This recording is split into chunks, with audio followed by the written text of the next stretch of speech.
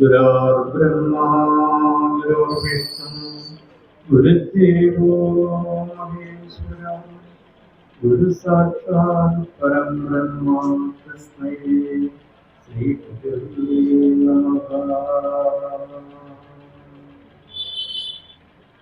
ചിന്താമൃതം ചേതനമേനയുഗം ചാരുനിത്യതരം കൊണ്ടാരിൽ കണ്ടിയോടും ചന്തത്തിൽ ജ്ഞാനമോളം വനവരിയ രാജ്യങ്ങളും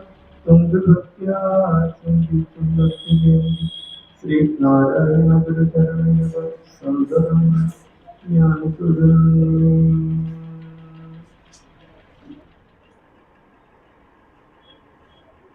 ഇവിടെ സന്നിധരായിരിക്കുന്ന എല്ലാ ആത്മമിത്രങ്ങളും പാദങ്ങളെ നമിച്ചു.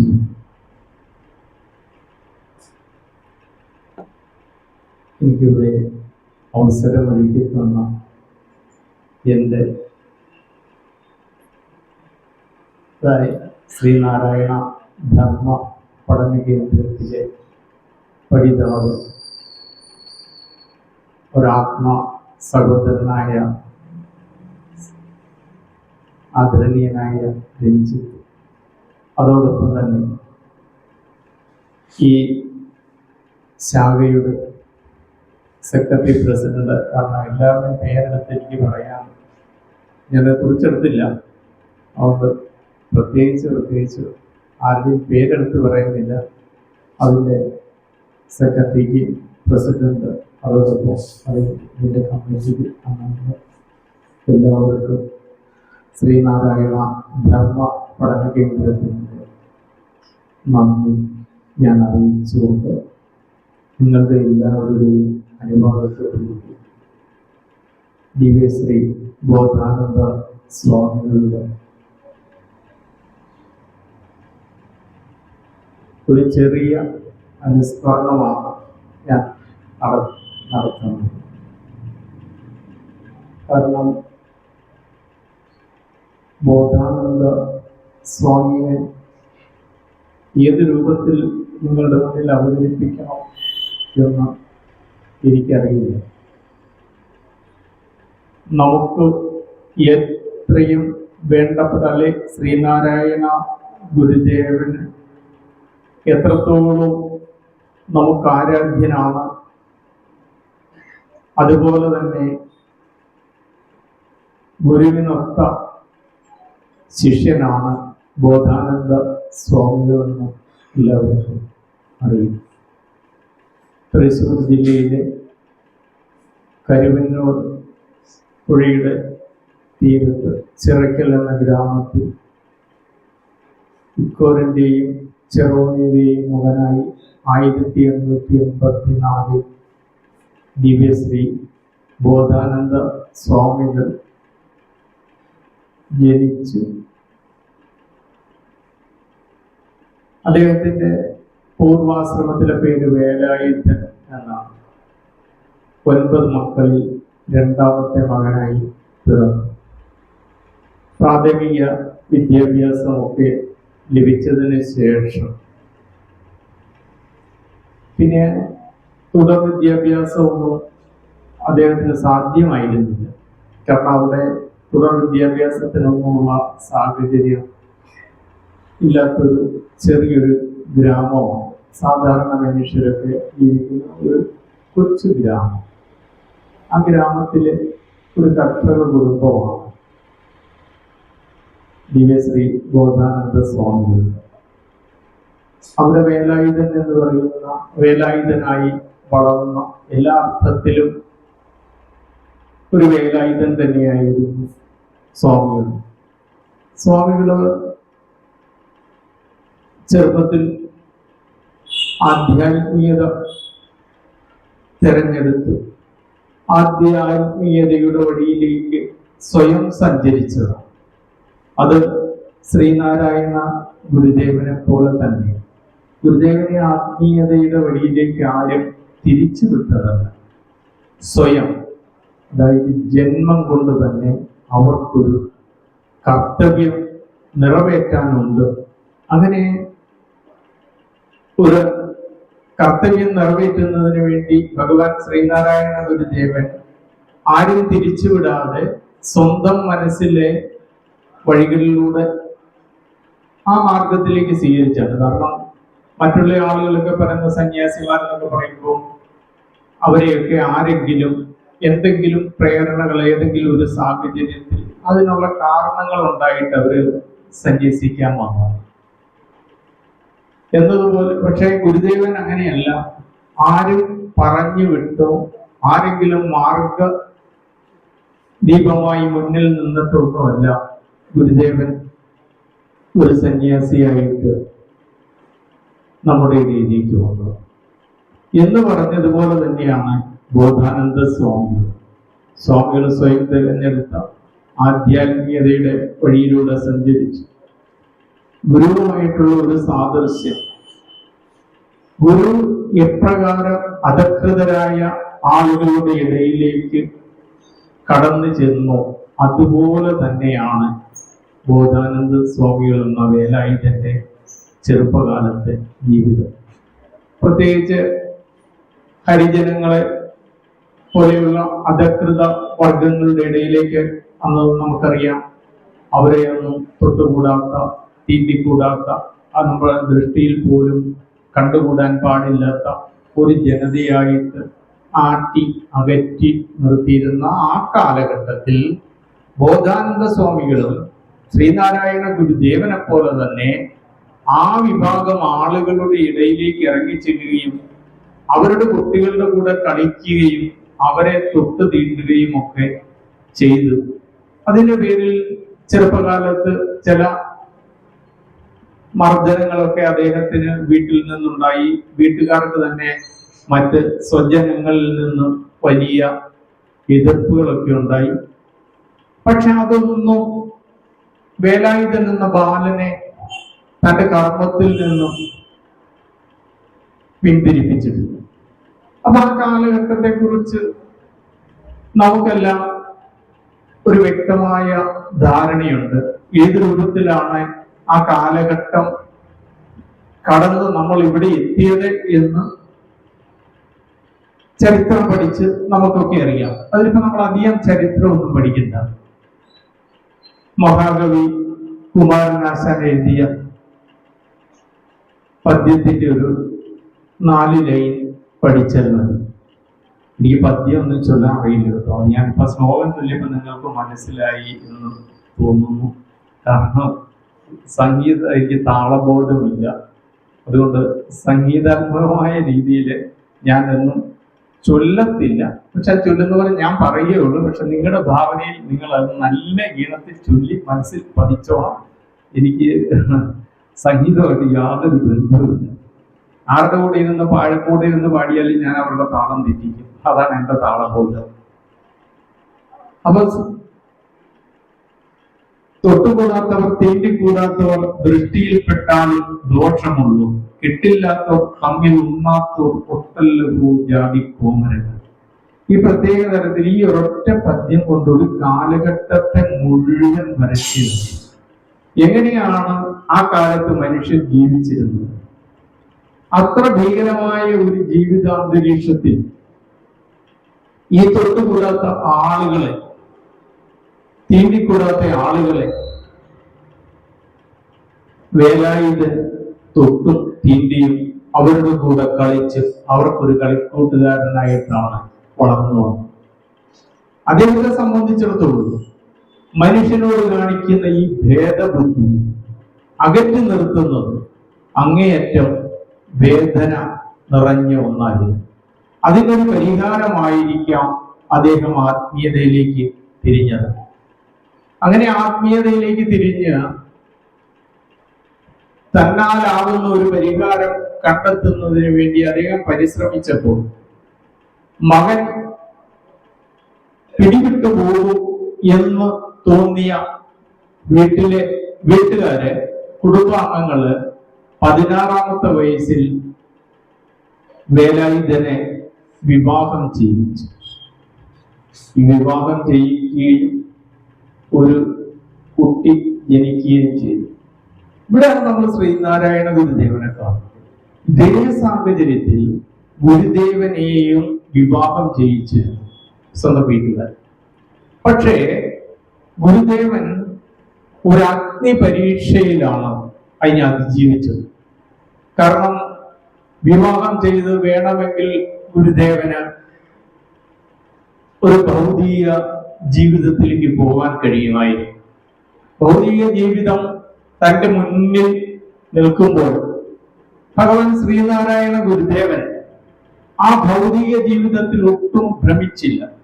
തന്റെ താല്പര്യത്തിന് വിരുദ്ധമായി തനിക്കായി കാളിയമ്മയെ സ്വന്തം സഹോദരി പുടവ് കൊടുത്ത് വീട്ടിൽ കൊണ്ടുവന്നു. അപ്പോൾ ഗുരുദേവൻ ഒരു വാശിയായിരുന്നു, അങ്ങനെ എനിക്കൊരു കുടുംബജീവിതം തരാൻ നിങ്ങൾക്ക് കഴിയുമെങ്കിൽ അതൊന്ന് നടത്തി കാണിക്കട്ടെ. വീട്ടുകാര് സർവ ആയുധങ്ങളും എടുത്ത് പ്രയോഗിച്ചു.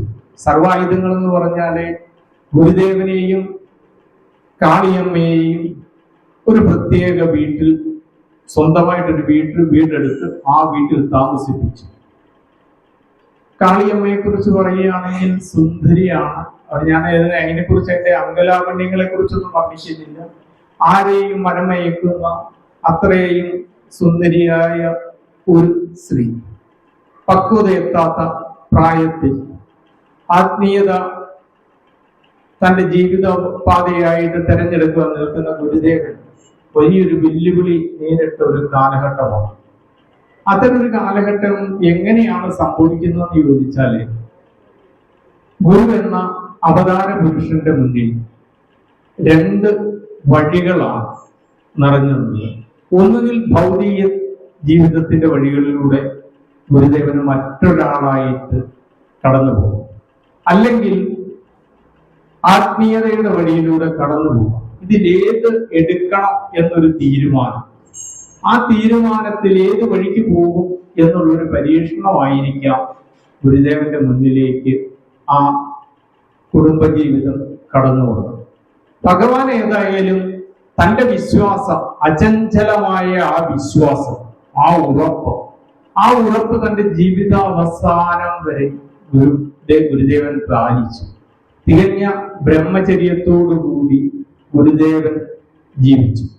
അപ്പൊ ഈ അഗ്നി പരീക്ഷയെ യാതൊരുവിധ പ്രലോഭനങ്ങളിലൂടെയും അകപ്പെടാതെ, ഒരു പ്രലോഭനത്തിലും അകപ്പെടാതെ ഗുരുദേവൻ തന്റെ നിശ്ചയദാർഢ്യം കൊണ്ട് അതിനെ അതിജീവിച്ചു. എന്നാൽ ഞാൻ പറയുന്നത്, ബോധാനന്ദ സ്വാമികൾക്ക് ഒരു പുത്രൻ ജനിച്ചു. അദ്ദേഹത്തിന് ഒരു ബ്രഹ്മചര്യം അനുഷ്ഠിച്ച് മുന്നോട്ട് പോകാൻ കഴിഞ്ഞില്ല. അത് ഇവർ തമ്മിലുള്ള ഒരു വ്യത്യാസം നമ്മൾ മനസ്സിലാക്കാൻ വേണ്ടി ഞാൻ പറഞ്ഞതാണ്. അതിന്റെ കാരണം ഗുരുവിൽ അടങ്ങിയിരിക്കുന്ന അതീന്ദ്രിയമായ ഒരു കാര്യം, ഒരു അവതാര ലക്ഷ്യം നിറവേറ്റാൻ വേണ്ടി വന്നതാണ്. വേണമെങ്കിൽ ബോധാനന്ദ സ്വാമികൾക്കും അത്തരം ഒരു വഴിയിലൂടെ പോകാമായിരുന്നു, പക്ഷെ അദ്ദേഹത്തിന് അത് സാധിച്ചില്ല. പക്ഷെ സന്യാസിക്ക് ഒരിക്കലും വിവാഹം ചെയ്യാൻ പാടില്ല എന്ന് പറഞ്ഞിട്ടില്ല. 16-ാമത്തെ വയസ്സിൽ വിവാഹം കഴിച്ചൊരു പുത്രൻ ഉണ്ടായതിനു ശേഷം പെട്ടെന്ന് അദ്ദേഹത്തിന് ഇതിനോട് വിരക്തി തോന്നി. കാരണം താൻ തെരഞ്ഞെടുത്ത വഴി ശരിയായില്ല. തനിക്കൊരു കുടുംബജീവിതമല്ല തന്റെ ലക്ഷ്യം മനുഷ്യനെ ഒന്നായി കാണണം. മനുഷ്യൻ അനുഭവിക്കുന്ന ഈ കൊടിയ യാതനകളിൽ നിന്ന് മനുഷ്യനെ രക്ഷിക്കണം. അപ്പൊ നമ്മുടെയൊക്കെ പൂർവികന്മാർ അനുഭവിച്ച കഷ്ടപ്പാടുകളുടെയും ത്യാഗത്തെയും കുറിച്ച് നമ്മൾ ഒന്ന് ചിന്തിക്കണം. എന്തായിരുന്നു നമ്മുടെ പൂർവികന്മാർ അനുഭവിച്ച കഷ്ടപ്പാടുകൾ, അവരനുഭവിച്ച ത്യാഗങ്ങൾ? മനുഷ്യരെ പോലെ ജീവിക്കാൻ കഴിയാതെ ഏത് നിലയ്ക്കും അടിച്ചമർത്തപ്പെട്ട ഒരു വിഭാഗം. ഇത് പറയുമ്പോൾ നമ്മുടെ സമുദായത്തെ കുറിച്ച് നമ്മളൊന്ന് പ്രത്യേകം ഓർമ്മിക്കണം. നമ്മൾ ഗുരുദേവന് ശേഷമുള്ള ഒരു സമുദായത്തിന്റെ സാഹചര്യത്തെ കുറിച്ചൊക്കെയാണ് ചിന്തിക്കുന്നത്. പക്ഷെ അതല്ല, അതിനു മുമ്പ് തന്നെ ഈഴവരിലൊരു വർഗബോധമുണ്ടായിരുന്നു. ആ വർഗബോധമാണ് ഹരിജനങ്ങളെ പോലെ നമ്മളെ അടിമകളാക്കാൻ ഇവിടെ സവർണ മേധാവിത്വത്തിന് കഴിയാതെ പോയി. അത് പ്രത്യേകം നമ്മളൊന്ന് ഓർമ്മിച്ചെടുക്കേണ്ടതാണ്. പക്ഷെ ഇന്നെന്തോ നമ്മുടെ ആളുകളൊന്നും ആ കാര്യത്തിൽ തികഞ്ഞ ബോധവാന്മാരൊന്നുമല്ല എന്നെനിക്ക് തോന്നുന്നു. കാരണം അവരുടെ പ്രവർത്തനമെല്ലാം ഗുരുദേവന് ശേഷമുള്ള ഒരു ഈഴവ ജനതയെ കുറിച്ചാണ് മറ്റുള്ളവർ പറയുന്നതും നമ്മൾ ഉൾക്കൊള്ളുന്നതും. പക്ഷെ അതല്ല. മുൻപ് വി.ഡി. ഭട്ടാതിരിപ്പാട് പറഞ്ഞതുപോലെ അനേകായിരം വർഷങ്ങളായി സവർണ മേധാവിത്വത്തോട് പൊരുതി നാളിതുവരെ അടിയറവ് പറയാതെ നിലനിന്ന ഒരു വിഭാഗമാണ് ഈഴവര്. എങ്ങനെ? അവരോട് പടപൊരുതി. അത് പ്രത്യേകം ശ്രദ്ധിച്ചോണം. എങ്ങനെയാണ് നമ്മൾ അവരോട് പടവെട്ടിയത്? നമ്മൾ ഒരു ദിവസം കൊണ്ടോ ഒരു നൂറ്റാണ്ട് കൊണ്ടോ അടിമകളായവരല്ല. ഏതാണ്ട് 800 മുതൽ ഇപ്പൊ പറഞ്ഞാൽ 1300 വർഷങ്ങൾക്ക് മുൻപ് മുതൽ ബ്രാഹ്മണ ആധിപത്യം ഇവിടെ വന്ന് ചാതുർവർണ്ണ്യ വ്യവസ്ഥ പ്രകാരം ഇവിടുത്തെ ഭരണ സംവിധാനങ്ങളെ അവരൊരു ഗോത്രവർഗങ്ങളുടെ ഇടയിലേക്ക് കടന്നു വന്ന, അതിനെക്കുറിച്ച് അധികം വിശദീകരിക്കുന്നില്ല ഞാൻ. ഗോത്രവർഗങ്ങളുടെ ഇവിടെ ഒരു ഗോത്ര ജീവിതമായിരുന്നു. അങ്ങനെയുള്ള ഗോത്രങ്ങളുടെ ഇടയിലേക്ക് വന്നിട്ട് അവരുടെ ഇടയിൽ നിന്ന് ഒരു രാജാവിനെ സൃഷ്ടിച്ചു. ആ രാജാവിനെ സൃഷ്ടിച്ച് ആ ഗോത്ര ജനതയിൽ നിന്ന് തന്നെ കുറച്ച് ഭടന്മാരെയും സൃഷ്ടിച്ചു. അങ്ങനെ അവരൊരു അധികാര വർഗമായിട്ടങ്ങ് മാറി. ഈ മറ്റ് സവർണ വിഭാഗങ്ങളിലെ മറ്റ് ആളുകളെയൊക്കെ ശരിക്കും പറഞ്ഞാല് ബ്രാഹ്മണർ സൃഷ്ടിച്ചതാണ്. അവര് വിചാരിക്കുന്നത് അവരെ ബ്രഹ്മാവ് സൃഷ്ടിച്ചതാണെന്നാണ്. അമ്പലത്തിൽ മാല കെട്ടാൻ പോകുന്നവരും അതുപോലെയുള്ള ആളുകള്, പിന്നെ ഭടന്മാരായിട്ടുള്ളവരെ, ഇവരെല്ലാം നമ്മളും അവരും എല്ലാം ഒരേ ഗോത്രത്തിൽപ്പെട്ട ജനതയായിരുന്നു. ഈ ഗോത്രത്തിൽപ്പെട്ട ജനതയിൽ നിന്ന് സഹോദരായ ആളുകളെ പടയാളികളായിട്ട് തെരഞ്ഞെടുത്തു. ഈ പടയാളികളായിട്ട് തെരഞ്ഞെടുത്ത ആളുകളെ സ്വാഭാവികമായിട്ട് നമ്മൾ നായർ എന്ന പേരിൽ അറിയപ്പെടുന്ന, അവരെ നായർ എന്ന് പറയുന്ന നായകന്മാര് എന്ന് പറഞ്ഞാൽ പടനായകന്മാര്. അങ്ങനെ പടനായകന്മാരെന്ന് പറയുന്ന ഒരു വിഭാഗം അവര് പിന്നീട് സവർണരുമായിട്ട് ഒരു സംബന്ധ വ്യവസ്ഥയുണ്ടായി. അങ്ങനെ അവർ രണ്ടു കൂട്ടരും ഈ സംബന്ധ വ്യവസ്ഥയില് അങ്ങോട്ട് തുടർന്നു പോകും. എന്നാൽ ഈ സംബന്ധ വ്യവസ്ഥ ഈഴവർക്ക് സ്വീകാര്യമായിരുന്നില്ല. അതുകൊണ്ടാണ് നമ്മളും ഈഴവരായിട്ടും അവര് നായരായിട്ട് വന്നത്. പിന്നെ അവരുടെ കൂട്ടത്തിൽ, നായന്മാരുടെ കൂട്ടത്തിൽ ഈ ആര്യന്മാരുടെ ആയിട്ടുള്ള ആ ഒരു ബന്ധത്തിൽ മറ്റൊരു സൃഷ്ടി അവിടെ ഉണ്ടായി. സങ്കര വർഗ സൃഷ്ടി അവിടെ ഉണ്ടായി. അപ്പൊ ഇത് ഞാൻ പറയുന്ന കാര്യമല്ല. ഇളങ്കോവൻ കുഞ്ഞൻപിള്ളയും എം.ജി.എസ്. നാരായണനും കമ്മ്യൂണിസ്റ്റ് പാർട്ടിയുടെ താത്വിക ചിന്തകന ആരാധ്യമായ ഇ.എം.എസ്. നമ്പൂതിരിപ്പാട് തുടങ്ങിയ ആളുകൾ ചരിത്രപരമായി അവരെ അന്വേഷിച്ച് കണ്ടെത്തിയ സത്യം തന്നെയാണ്. അപ്പൊ ഈഴവരും നായന്മാരും എന്ന് പറയുന്ന രണ്ട് വിഭാഗമല്ല, ഒരു ഗോത്രത്തിൽ നിന്ന് ഉത്ഭവിച്ചതാണ്. അപ്പൊ ഇതുപോലുള്ള പല ഗോത്രങ്ങളുണ്ടായിരുന്നു. ഈ ഗോത്രങ്ങൾക്കൊക്കെ ഒരു ആത്മീയതയുണ്ടായിരുന്നു. ഈഴവര് പുതിയതായിട്ടൊരു പൂജ, നമ്മളിപ്പോ ഗുരുദേവന് ശേഷം പൂജയൊക്കെ പഠിച്ച് ക്ഷേത്രങ്ങളൊക്കെ സൃഷ്ടിച്ച് ജീവിക്കുന്ന ആൾക്കാരൊന്നുമല്ല. പാരമ്പര്യമായിട്ട് നമുക്ക് ഈ ക്ഷേത്ര ആരാധനകളൊക്കെ ഉണ്ട്. അതിനെക്കുറിച്ച് ഞാൻ പറയാം. ഇപ്പം ഈ വിഭാഗം ആളുകള്, അധകൃതർ എന്ന് പറയുന്ന ആളുകളെയൊക്കെ ബ്രാഹ്മണര് അവരുടെ അവർക്ക് സംഘടിക്കാതെ അല്ലെ സംഘടിച്ച് നിലനിൽക്കാത്തതിന്റെ ഫലമായിട്ട് അവരെ അടിച്ചമർത്തി അവരെ അടിമകളാക്കിയത് എന്താന്ന് ചോദിച്ചാൽ അവരുടെ ആദ്യം അവരുടെ വിദ്യാഭ്യാസത്തെ നിഷേധിച്ചു. ഇവിടെയാണ് ഈഴവ സമുദായം അതിനെ പ്രതിരോധിച്ചത്. നമ്മളോട് വിദ്യാഭ്യാസം ചെയ്യണ്ട എന്ന് പറഞ്ഞപ്പോൾ ഞങ്ങൾ ചെയ്യും എന്ന് പറഞ്ഞു. നമ്മുടെ ആളുകൾ എന്ത് ചെയ്യുന്നു എന്ന് ചോദിച്ചാൽ, നമ്മുടെ ആളുകളിലെ സമ്പന്നരായിട്ടുള്ള ആളുകൾ, നമ്മളിപ്പോ കേൾക്കുന്നത് വാരണപ്പള്ളി എന്ന് പറയുന്ന ഒരു വീടിനെ കുറിച്ചാണ് കേൾക്കുന്നത്. പക്ഷെ കേരളത്തിലെ പല ഗ്രാമങ്ങളിലും വാരണപ്പള്ളി തറവാട് പോലെ സാമ്പത്തിക ശേഷിയുള്ള ഈഴവ പ്രമാണിമാര് ആ പ്രദേശത്തുള്ള ആളുകളെ ആ കുട്ടികളെയൊക്കെ വിളിച്ച് അക്ഷരം പഠിപ്പിച്ച് നമുക്ക് ഒരു വിദ്യാഭ്യാസമുള്ള ഒരു ജനതയെ ഇവിടെ നിലനിർത്തിക്കൊണ്ടു പോകുന്നു. അതുകൊണ്ടാണ് ഈഴവർക്ക് സംസ്കൃതം അറിയാം, തമിഴ് അറിയാം, മലയാളം അറിയാം. അങ്ങനെ അത്യാവശ്യമായ ഭാഷ കൈകാര്യം ചെയ്യുകയും അതിൽ ഭാഷാപരമായ പാണ്ഡിത്യവും ഉള്ളവരായിരുന്നു ഈഴവർ. എന്നാൽ ഈ അധകൃതരായിട്ട് പോയ ആളുകൾക്ക് വിദ്യാഭ്യാസം ലഭിക്കാതെ അവർക്ക് സമുദായപരമായിട്ടുള്ള ശക്തിയൊന്നും ഇല്ലാതെ വന്നതുകൊണ്ട് അവരെ അടിമകളാക്കി. അടിമകളാക്കിയതിന്റെ പരിണിത ഫലമായിട്ട് എന്താണ് സംഭവിച്ചത്? അവരെയൊക്കെ വിൽപ്പന ചരക്കാക്കി. നമ്മൾ ഇന്ന് കന്നുകാലികളെ വിറ്റഴിക്കുന്നത് പോലെ അവരെ വിറ്റഴിക്കും. അവരെ പരസ്പരം പൈസയ്ക്ക് ആവശ്യം വന്നാൽ നമുക്ക് വളർത്തുമൃഗങ്ങളെ വിറ്റ് പണം വാങ്ങിക്കുന്നത് പോലെ അവരുടെ വീട്ടിൽ പണിക്ക് നിൽക്കുന്ന, അവരുടെ വീട്ടിൽ അവരുടെ അടിമകളായിട്ടുള്ള ആളുകളെ അവർക്ക് വിൽക്കാം. ഇതിനെക്കുറിച്ചൊരു വളരെ വർഷങ്ങൾക്ക് മുമ്പ് ഞാൻ വായിച്ചൊരു കഥയുണ്ട്. എന്റെ മനസ്സിൽ നിന്ന് മായാത്ത ഒരു കഥ.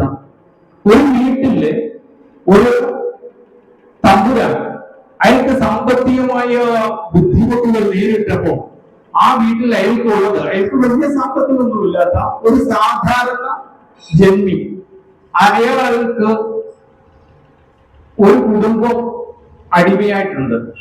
ഒരു കുടുംബം എന്ന് പറഞ്ഞാൽ ഒരു അച്ഛനും അമ്മയും 3 മക്കളും.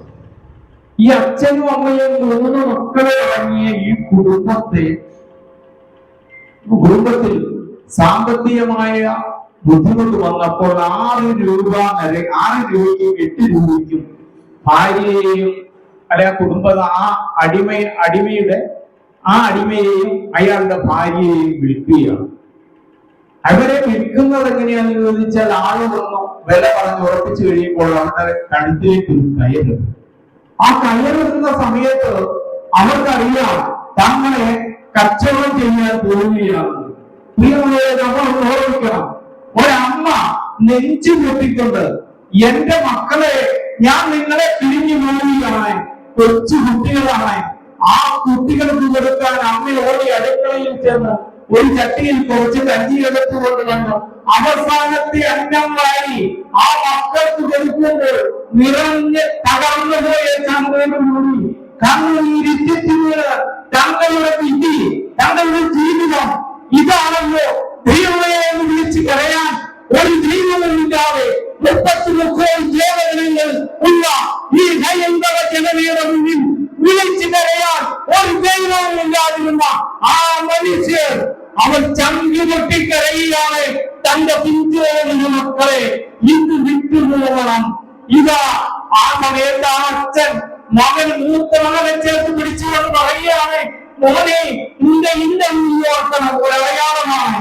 ഈ ഇല്ലം പറഞ്ഞാണ് നിന്റെ സഹോദരങ്ങളെ ഇതുപോലെ കൈവിട്ടു പോകുമ്പോൾ നീ നിന്റെ ഇല്ല പേര് പറയണം, അവരെ പഠിപ്പിക്കണം. കാരണം ഒരിക്കൽ പോലും നിങ്ങളുടെ സഹോദരങ്ങളോടും അവരുടെ മക്കളോട് വിവാഹം ചെയ്യുവാനുള്ള ഒരു അവസരം ഉണ്ടാകരുതേ എന്ന് പറഞ്ഞു മൂത്ത മകനെ ഇല്ലത്തിന്റെ പേര് പഠിപ്പിച്ച് അവർ കുറച്ച് അടയാള വാക്യങ്ങൾ പറഞ്ഞു കൊടുക്കുമ്പോൾ അമ്മ നെഞ്ചു കെട്ടിക്കൊണ്ട് സ്വന്തം മക്കളെ വേർതിരിഞ്ഞ ഒരു അമ്മയുടെ പ്രിയരോധനം തകർന്ന മനസ്സുമായിട്ട് കഴുത്തിൽ ഇട്ട് വേദന പിടിച്ചു വലിച്ചുകൊണ്ട് വാങ്ങിയത് പറഞ്ഞു പോകുന്ന ആ കാലഘട്ടത്തെ എത്ര മൃഗീയമായ ഒരു ജീവിതമായിരുന്നു മനുഷ്യന്റെ. ഇത് കണ്ട് വളർന്ന ആളാണ് നമ്മുടെ വേലായുധൻ. ആ വേലായുധൻ വിചാരിച്ചു ഈ മനുഷ്യരെ രക്ഷിക്കണം, ഈ മനുഷ്യർക്ക് വേണ്ടി ജീവിക്കണം. അതിന് അദ്ദേഹം സ്വന്തം നാട് വിട്ട് അദ്ദേഹം അങ്ങനെ അലയുകയാണ്. അദ്ദേഹം ഭാര്യയെ ഉപേക്ഷിച്ചു, സ്വന്തം രക്തത്തിൽ പിറന്ന മകനെ ഉപേക്ഷിച്ചു. താൻ ഇവിടെ സുഖിച്ച് താൻ ഇവിടെ ആർഭാടമായി തന്റെ ഭാര്യയെയും മക്കളെയും സ്നേഹിച്ചുകൊണ്ട് ജീവിച്ചാൽ തനിക്ക് ചുറ്റും ജീവിക്കുന്ന അനേകായിരം മനുഷ്യന്റെ വേദന, ആ വേദന തന്റേതാണെന്ന് മനസ്സിലാക്കിക്കൊണ്ട് ഈ ആചാര്യൻ ലോകത്തേക്ക് ഇറങ്ങിയാണ്. അദ്ദേഹം നേരെ ഉജ്ജയിലേക്ക് പോയി ഒരുപാട് സ്ഥലങ്ങൾ കയറി ഇറങ്ങി. അങ്ങനെ അദ്ദേഹം ചെന്നുപെട്ടത് ശങ്കരാചാര്യരുടെ പരമ്പരയിൽപ്പെട്ട ഒരാശ്രമത്തിലാണ്. ആ ആശ്രമത്തിലെത്തി അവിടെ നിന്ന് അദ്ദേഹം സന്യാസം സ്വീകരിച്ച് ബോധാനന്ദഗിരി എന്ന പേരിൽ തിരിച്ച് നാട്ടിലേക്ക് വന്നു. അങ്ങനെ നാട്ടിൽ വന്ന് അദ്ദേഹം നാട്ടിൽ തന്റെ പ്രവർത്തനങ്ങൾ അങ്ങോട്ട് തുടങ്ങി. ഈ അക്രമം അവസാനിപ്പിക്കണം, ഈ അനീതി അവസാനിപ്പിക്കണം, ഈ തൊട്ടുകൂടായ്മ അവസാനിപ്പിക്കണം, ഈ തീണ്ടൽ അവസാനിപ്പിക്കണം. അദ്ദേഹം ചിറക്കൽ ഗ്രാമത്തിൽ ഒരു അവധൂത മന്ദിരം ഉണ്ടാക്കി. ഈ അവധൂത മന്ദിരം ഉണ്ടാക്കിയിട്ട് അദ്ദേഹം ഇറങ്ങി നടന്നു. ഓരോ സ്ഥലങ്ങളിലും പോയി ഓരോ ആൾക്കാരെ കണ്ട്, ജാതിയില്ലാതെ മതമില്ലാതെ അധകൃത വർഗങ്ങളെ കണ്ട് അവരോട് ആത്മീയത ഉപദേശിച്ചു. ആത്മീയതയുടെ വഴിക്ക് വന്നവരെ അദ്ദേഹം തന്റെ കൂടെ ചേർത്തു. അങ്ങനെ അദ്ദേഹം ഒരു കുറച്ച് പേർക്ക് സന്യാസം കൊടുത്തു, സന്യാസിമാരാക്കിയിട്ട് അവരിറങ്ങി പോവുകയാണ്. അവരിങ്ങനെ ഒരു ഗ്രാമത്തിൽ ചെന്ന് കഴിഞ്ഞാൽ ആ ഗ്രാമത്തിൽ ഒരു വീടെടുത്ത് അവിടെ നിൽക്കും. എന്നിട്ട് കൂടെയുള്ള സന്യാസിമാർ ഇതുപോലെ തപ്പി നടക്കും. ആത്മരോഷമുള്ളവർ, പ്രവർത്തിക്കാൻ കഴിയുന്നവർ അവരെ തേടി പിടിച്ച് അങ്ങനെയുള്ള ചെറുപ്പക്കാരൊരു 10-20 പേരെ സംഘടിപ്പിക്കും. ജാതിയൊന്നും പ്രശ്നമല്ല. പക്ഷെ അവർക്ക് ഈഴവർക്ക് താഴോട്ടുള്ള ആളുകളെ മാത്രമേ കിട്ടുകയുള്ളൂ. മറ്റവർക്ക് ആർക്കും ഇങ്ങോട്ട് വരേണ്ട ആവശ്യമില്ല. അവർക്ക് ഈ ബുദ്ധിമുട്ടുകളൊന്നുമില്ല. വഴിയിലിറങ്ങി നടക്കാൻ ബുദ്ധിമുട്ടില്ല, ഒളിച്ചു നടക്കേണ്ട കാര്യമില്ല, വിദ്യാഭ്യാസം ചെയ്യുവാൻ അവകാശം നിഷേധിച്ചിട്ടില്ല. പക്ഷേ അങ്ങനെ നിഷേധിക്കപ്പെട്ട ആളുകളെ തേടി പിടിച്ച് അവരിൽ കരുത്തരായ ആളുകളെ, ധൈര്യമായിട്ട് പോരാടാൻ കഴിയുന്ന ആളുകളെ കണ്ടെത്തി. അത് വളരെ പരിശ്രമിക്കണം കേട്ടോ. ചുമ്മാ എന്നോട് വിളിച്ച് ഇന്നത്തെ കാലത്ത് വെക്കുന്ന പോലെ മെമ്പർഷിപ്പ് കൊടുത്ത് വിളിച്ച് യൂണിയൻ ഉണ്ടാക്കുന്ന പോലെ, അല്ലെങ്കിൽ ഒരു രാഷ്ട്രീയ പാർട്ടി ഉണ്ടാക്കുന്ന പോലുള്ള കാലഘട്ടമല്ല. അതിനെ അറിഞ്ഞ തലവെങ്ങുന്ന കാലമാണ്. വലിയ ശിക്ഷകൾ ഏറ്റുവാങ്ങണം. പക്ഷേ അതിനെയൊക്കെ അതിജീവിച്ചുകൊണ്ട് ഇവർ പോയി ആളുകളെയൊക്കെ സംഘടിപ്പിക്കും. ഒരു 15 ആളെ 20 ആളൊക്കെ സംഘടിപ്പിച്ചു കഴിയുമ്പോൾ ഈ ആളുകളുമായിട്ട് വന്നു കഴിഞ്ഞാൽ സ്വാമി അകത്തൊരു മുറിയിൽ 7 തിരിയിട്ടൊരു നിലവിളക്ക് കത്തിച്ചു വെച്ചിട്ടുണ്ട്. തൊട്ടപ്പുറത്ത് ഒരു കഠാരയും വെച്ചിട്ടുണ്ട്. സന്യാസിയാണ് കേട്ടോ. ഈ സന്യാസി എന്ന് പറഞ്ഞാല് ബോധാനന്ദ സ്വാമികളെ കുറിച്ച് പറയുമ്പോഴത്തേക്ക് നമ്മൾ അറിയേണ്ട ഒരു കാര്യം എന്താ പറയുന്നത്, കാവിക്കുള്ളിലെ ബോംബാണെന്നാണ് പറയുന്നത്. കാരണം ഗുരുദേവൻ എത്ര ശാന്തനായിരുന്നു, അതിന്റെ നേരെ ഓപ്പോസിറ്റ് ഒരു സ്വഭാവമാണ് ഇദ്ദേഹത്തിന്. നമുക്ക് ആ ഭാഗം നമ്മളിപ്പോ കിടന്നു വരണ്ട. ഈ ശിഷ്യന്മാരെ പിടിച്ചുകൊണ്ട് വരുന്ന ആളുകളെ ഒരു മുറിയിലേക്ക് കൊണ്ടുവരും. ആ മുറിയിൽ കൊണ്ടുവന്നിട്ട് ബോധാനന്ദ സ്വാമികൾ ഒരു പ്രതിജ്ഞ എടുപ്പിക്കും. എനിക്ക് മുകളിൽ ജാതിയില്ല, എനിക്ക് താഴെയും ജാതിയില്ല, ഞാൻ ആരുടെയും അടിമയുമല്ല, ആരെയും അടിമയാക്കുകയുമില്ല എന്ന് പറഞ്ഞൊരു പ്രതിജ്ഞ ചെയ്തുകൊണ്ട് സ്വാമികള് ആ വിളക്കിന്റെ മുമ്പിൽ, സ്വാമികളുടെ മുമ്പിൽ കൈമുറിച്ച് രക്തം ഒഴുക്കി അവര് സ്വാമിയുടെ പ്രസ്ഥാനത്തിലേക്ക് ചേരുകയാണ്. അങ്ങനെ സ്വാമിയെ കൊണ്ട് സ്വാമി കേരളത്തിന്റെ പല ഭാഗങ്ങളിലും സഞ്ചരിച്ച് ഓരോ ഗ്രൂപ്പുകൾ ഉണ്ടാക്കി. എന്നിട്ട് ഈ ഗ്രൂപ്പുകൾ ഉണ്ടാക്കിയിട്ട് എവിടെ മനുഷ്യനെ അടിച്ചമർത്തുന്നോ അവിടേക്ക് സ്വാമിയും സ്വാമിയുടെ സൈന്യവും കടന്നു ചെല്ലും. കടന്നു ചെന്നാൽ അതിശക്തമായ ഭയങ്കരമായ ഏറ്റുമുട്ടലുകൾ നടന്നിട്ടുണ്ട്. ഒരു സന്യാസിക്ക് ചേരുന്ന രീതിയായിരുന്നില്ല. ഭയങ്കരമായ ഏറ്റുമുട്ടലുകൾ നടന്നു. അതിങ്ങനെ ഉത്സവം വരുന്ന സമയത്ത് ദേവിയുടെ കോലം എഴുന്നള്ളിക്കുകയാണ്. കോലം എഴുന്നള്ളിച്ചുകൊണ്ട് വരുന്ന സമയത്ത് അവിടെയുള്ള ഈഴവരൊക്കെ, കാരണം വഴിക്ക് അഭിമുഖമായിട്ട് ഈഴവർക്ക് മാത്രമേ അപ്പൊ വീടുകളുള്ളൂ, മറ്റ് ആളുകൾക്കൊന്നും വഴിയുടെയോ ഏഴയലത്ത് പോലും വീടുകളില്ല. അപ്പൊ ഈഴവർ എന്നാ ചെയ്യണം, ദേവിയെ എഴുന്നള്ളിച്ച് ദേവി പറയെടുക്കാനായിട്ടൊക്കെ വരുന്ന സമയത്ത് അവരെല്ലാം അവിടെ നിന്ന് ഒഴിവായി പോകണം. വീടെല്ലാം അടച്ചു പൂട്ടി അവരെല്ലാം ഒഴിവായി പോകണം. കണ്ടു കഴിഞ്ഞാൽ അടിച്ച് കൂട്ടി. അങ്ങനെയുള്ള സ്ഥലത്തേക്ക് സ്വാമികൾ അങ്ങോട്ട് ചെന്നിട്ട് സ്വാമിയും സ്വാമിയുടെ ആൾക്കാരും വന്നിട്ട് അവിടെ അങ്ങോട്ട് നിൽക്കും. ഈ സവർണന് വലിയ ഗുണ്ടായുസമൊക്കെ കാണിക്കാനായിട്ട് വലിയ വീരശൂര പരാക്രമികളായിട്ട് ഇങ്ങോട്ട് വരികയാണ്. വരുമ്പോഴത്തേക്ക് മാറാതെ ഈഴവരുടെ വീട്ടിലൊക്കെ മാറാതെ ആൾക്കാർ നിൽക്കുന്നു. സഹിക്കുവോ? അവർ ഓടി വന്ന് അടിക്കാൻ വന്നപ്പോ ഈ സ്വാമി ഉൾപ്പെടെ മുണ്ട് മടക്കി കുത്തി തിരിച്ചങ്ങോട്ട് അടി എന്ന് പറഞ്ഞാൽ അടിച്ചോടിച്ചു പല സ്ഥലങ്ങളിൽ ഓടിച്ചു. അപ്പൊ ഇവര് വെറുതെ ഇരിക്കുവോ? ഇവരപ്പോഴേ പരാതിയുമായിട്ട് രാജധാനിയിലേക്ക് കൂടും. രാജകൊട്ടാരങ്ങളിലെത്തി പരാതികൾ കൊടുത്തു. കേസായി കഴിഞ്ഞ് കോടതിയിൽ എത്തിക്കഴിഞ്ഞാൽ നമ്മുടെ ബോധാനന്ദഗിരി സ്വാമികൾക്ക് വേണ്ടി വാദിക്കാനായിട്ട് ഒരു വലിയ അഡ്വക്കേറ്റ് ഉണ്ട്, മഞ്ചേരി രാമയ്യൻ. മഞ്ചേരി രാമയ്യനാണ് കേസ് വാദിക്കുന്നത്, സവർണരാണ്. അദ്ദേഹത്തെ പോലെയുള്ള പ്രഗത്ഭരായ ആളുകൾ കേസ് വാദിച്ച് ഒരു ശിക്ഷയും വാങ്ങിക്കാതെ ഇങ്ങനെ ആളുകളെ കേസിൽ നിന്ന് ഒഴിവാക്കിയെടുക്കും. ഇതുകൊണ്ട് പൊറുതിമുട്ടി പല സ്ഥലത്തും സവർണരായിട്ടുള്ള ആളുകൾ ഏറ്റുമുട്ടലിൽ പോരില്ല. കാരണം അവർക്ക് അപമാനമായി. വഴിമാറാ പറഞ്ഞാൽ അടി ഉറപ്പാ, അടിച്ചോടിക്കും. ഇങ്ങോട്ട് വഴിമാറാ പറഞ്ഞു വന്നാൽ അടിച്ചോടിക്കും. അവസാനം ഇവര് വഴിമാറി പോകേണ്ട ഒരു സ്ഥിതിയുണ്ട്.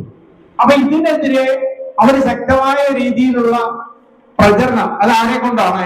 ഗവൺമെന്റിനെ കൊണ്ടാണ് നടത്തുന്നത്. അതെല്ലാം ഗവൺമെന്റ് ചെയ്തു കൊടുക്കും. ഇവിടെ നമ്മൾ ആദ്യം പറഞ്ഞു വന്നൊരു ഭാഗമുണ്ട്. ഈഴവരെ ഇതുപോലെ തിരുവിതാംകൂറിൽ ഈഴവർക്ക് വിദ്യാഭ്യാസം ചെയ്യാനായിട്ട് ഇവിടെ ബ്രാഹ്മണർ അനുവദിച്ചില്ലെങ്കിൽ നമ്മൾ വിദേശത്ത് നിന്ന് പോയി അന്യനാട്ടിൽ പോയി നിന്ന് ഈ തമിഴ്നാട്ടിൽ നിന്നും മറ്റുമൊക്കെ അറിയാവുന്ന ആളുകളെ കൊണ്ടുവന്ന് പഠിപ്പിച്ച് നമ്മുടെ ആളുകളെ വിദ്യാസമ്പന്നരാക്കി. 1891 തിരുവിതാംകൂറിൽ സെൻസസ് എടുക്കുന്ന സമയത്ത് 25,000-ഓളം ഈഴവർ വിദ്യാസമ്പന്നരായിരുന്നു. ഏകദേശം 2 ലക്ഷത്തോളം ഈഴവരുള്ളതിൽ 25,000-ഓളം ഈഴവർ വിദ്യാഭ്യാസം ഉള്ള ആളുകളായിരുന്നു. പക്ഷെ അതിൽ ഒരാൾ പോലും തിരുവിതാംകൂറിൽ 5 രൂപ ശമ്പളത്തിന് ജോലി ചെയ്യുന്നവരായിരുന്നില്ല. പക്ഷേ എങ്കിൽ നമ്മുടെ ആളുകളെ വിദ്യാഭ്യാസം ഇല്ലാത്തതിന്റെ പേരിൽ അജ്ഞത കൊണ്ട് പുറന്തള്ളപ്പെടാതിരിക്കാൻ സമുദായത്തിലെ പ്രമാണിമാര് ചെറിയ സഭകൾ ഉണ്ടാക്കി ഓരോ സ്ഥലങ്ങളിലും അത്യാവശ്യം വിദ്യാഭ്യാസവും നമുക്ക് ജ്യോതിഷവും വൈദ്യവും ഒക്കെ ആയിട്ട് നമ്മൾ അങ്ങ് ജീവിച്ചു. അതുകൊണ്ടാണ് പുലവരെ പറയരെ കുറവരെ എന്നൊക്കെ പറയുന്ന വിഭാഗങ്ങൾ അനുഭവിച്ച അടിമത്തം നമ്മൾ അനുഭവിക്കാതെ പോയത്. അത് നമ്മുടെ സമുദായത്തിലെ ആളുകളുടെ നമ്മുടെ സമുദായത്തിൽ നമ്മൾ പറയുകയും ഈഴവർക്ക് വലിയ വർഗസ്നേഹമൊന്നും ഇല്ലെന്ന്. ഈഴവരോളം വർഗസ്നേഹം ഉള്ളവർ വേറെ ആ നൂറ്റാണ്ടിലെങ്കിലും ഉണ്ടായിട്ടില്ല. അത്ര വർഗസ്നേഹം ഉണ്ടായിരുന്നത് കൊണ്ടാണ് സ്വന്തം ജനതയെ അധപ്പതനത്തിലേക്ക് തള്ളിവിടാതെ ഈ സമുദായം കണ്ണിലെ കൃഷ്ണമണി പോലെ കാത്തു രക്ഷിച്ചു കൊണ്ടുവന്നു. എല്ലാം നഷ്ടപ്പെട്ട് നമ്മൾ അടിയറവ് പറയുന്ന ഒരു സ്ഥിതിയിലേക്ക് എത്തുന്ന സമയത്താണ് ഭഗവാൻ ശ്രീനാരായണ ഗുരുദേവൻ മനുഷ്യ ജന്മമെടുത്ത് നമ്മുടെ ഇടയിലേക്ക് വന്നത്. അതില്ലെങ്കിൽ നമ്മൾ അവസാന നിമിഷം വരെ പൊരുതി, ബ്രാഹ്മണ്യത്തോട് പൊരുതി. ഓരോ നൂറ്റാണ്ടുകളിൽ ഓരോ രാജാക്കന്മാർ ഭരിക്കുമ്പോഴും ആ രാജാക്കന്മാരെ സ്വാധീനിച്ചുകൊണ്ട് നമുക്കുണ്ടായിരുന്ന അവകാശങ്ങൾ ഓരോന്നായിട്ട് കവർന്നെടുത്തു. അങ്ങനെ നമ്മളെ അധപ്പതനത്തിന്റെ നമ്മളെ ചവിട്ടി താഴ്ത്തി അതിന്റെ അവസാന നിമിഷം എത്തിയപ്പോഴാണ് ഭഗവാൻ ശ്രീനാരായണ ഗുരുദേവൻ അവതരിക്കുന്നത്. എന്തുകൊണ്ടാണ്? നമ്മുടെ ആത്മീയത കൊണ്ടാണ്. നമ്മുടെ അമ്മമാര് അവർ നൊന്ത് വിളിച്ച അവരുടെ ഹൃദയത്തിന്റെ വേദന കണ്ടുകൊണ്ടാണ് ഭഗവാൻ അവതരിക്കുന്നത്. നമ്മൾ നൊന്ത് വിളിച്ച് പ്രാർത്ഥിച്ചു. നമ്മൾ എന്താണ് പറഞ്ഞേ? ഭഗവാനെ, ഞങ്ങൾ അനുഭവിക്കുന്ന ഈ കഷ്ടതയിൽ നിന്ന് ഞങ്ങൾക്ക് മോചനമില്ലേ, ഞങ്ങളെ രക്ഷിക്കില്ലേ? ആ ഒരു പ്രാർത്ഥന, ആ പ്രാർത്ഥന ഈശ്വരൻ കേട്ടതിന്റെ ഫലമായിട്ടാണ് കൈലാസത്തു നിന്നാണെങ്കിലും വൈകുണ്ഠത്തിൽ നിന്നാണെങ്കിലും എവിടെയാണ് ഈശ്വരൻ വധിക്കുന്നതെന്നാൽ അവിടെ നിന്ന് ഈശ്വരൻ ഈ ഭൂമിയിലേക്ക് ഇറങ്ങി വന്നു. യാതൊരു സംശയവും വേണ്ട, ശ്രീനാരായണ ഗുരുദേവൻ ഈ പ്രപഞ്ചത്തിന്റെ സൃഷ്ടിസ്ഥിതി സംഹാരമൂർത്തി മനുഷ്യരൂപം ധരിച്ചു വന്നതാണ്. അതിനെ ഇന്ന് പലരും അംഗീകരിക്കുന്നില്ല. അതിന്റെ ഒരു കാരണം എന്താണെന്ന് ചോദിച്ചാൽ ഗുരുവിനെ ഒരു സന്യാസിയായിട്ടാണ് കാണുന്നത്. സന്യാസിയായിട്ട് കാണുന്ന ആളുകള് അവരുടെ കുഴപ്പമില്ല. അവർ പഠിച്ചു വെച്ചിരിക്കുന്ന ഗുരുദേവന്റെ കൃതികൾ എടുത്ത് നിങ്ങൾ പഠിച്ചു വെച്ചാൽ ഗുരുവിനെ ഒരു സന്യാസിയായിട്ട് കാണാൻ പറ്റുള്ളൂ. കാരണം ഗുരുവിന്റെ കൃതികൾ മാത്രം പഠിക്കാതെ ഗുരുദേവന്റെ ചരിത്രം പഠിക്കണം. ചരിത്രം കൂടെ പഠിക്കണം. ഒന്നും ഒറ്റയ്ക്ക് പഠിക്കണം, രണ്ടും പഠിക്കണം. ചരിത്രം പഠിക്കുമ്പോൾ നിങ്ങൾ ഒരു കാര്യം മനസ്സിലാവും. ഗുരുദേവൻ കടന്നുപോയ വഴികളിലെല്ലാം ഒരായിരക്കണക്കിന് അടയാളങ്ങളാണ് ഇട്ടിരിക്കുന്നത്. നമ്മളെല്ലാം പറയുക ഗുരുദേവൻ മരുത്വമലയിൽ നിന്ന് ഇറങ്ങി വന്നതിന് ശേഷമാണ് ഗുരുവിന് ശക്തി ലഭിച്ചത്. അതാണ് ഏറ്റവും വലിയ മണ്ടത്തരം. ഗുരു കേവലം 3 വയസ്സുള്ളപ്പോൾ താൻ ആരാണ് എന്ന് തെളിയിച്ചു. ഗുരുദേവൻ ചെയ്തെന്താണെന്നറിയോ? 3 വയസ്സായ പ്രായമുള്ള സമയത്ത് വലിയ വരൾച്ച അനുഭവപ്പെട്ടു. ചെമ്പഴന്തിയിലൊക്കെ വലിയ വരൾച്ച അനുഭവപ്പെട്ട് കഴിഞ്ഞപ്പോഴത്തേക്ക് അന്ന് ചെമ്പഴന്തിയിൽ ഓർക്കണം, ഗുരുവിന് 3 വയസ്സുള്ളപ്പം അവർക്ക് കുടുംബക്ഷേത്രമുണ്ട്. ഇവർക്ക് കുട്ടിയമ്മ മാതാവിന്റെ ഒരു വലിയച്ഛനാണ് അവിടെ പ്രതിഷ്ഠ നടത്തിയത്. ഈഴവർക്ക് പ്രതിഷ്ഠ നടത്താൻ മുമ്പ് അധികാരമില്ലായിരുന്നെങ്കിൽ ഈഴവര് അങ്ങനെ അവിടെ പ്രതിഷ്ഠ നടത്താൻ പറ്റുമോ? ആ ക്ഷേത്രത്തിന്റെ അവകാശികൾ എന്ന് പറയുന്നത് ചെമ്പഴത്തി പിള്ളയും വയൽവാരം വീട്ടുകാരുമാണ്. അങ്ങനെ അവർക്ക് ഈ നായർ സമുദായവും ഈഴവ സമുദായത്തിനും തുല്യ പങ്കാളിത്തമുള്ള ക്ഷേത്രം, ആ ക്ഷേത്രത്തിൽ പ്രതിഷ്ഠ നടത്തിയതും ആ ക്ഷേത്രത്തിലെ പൂജ നടത്തിക്കൊണ്ടിരിക്കുന്നതും ഗുരുദേവന്റെ വീട്ടുകാരാണ്. അപ്പൊ നമുക്ക് ഇതൊക്കെ ചരിത്രത്തിൽ നിന്ന് തുടച്ചു നീക്കി.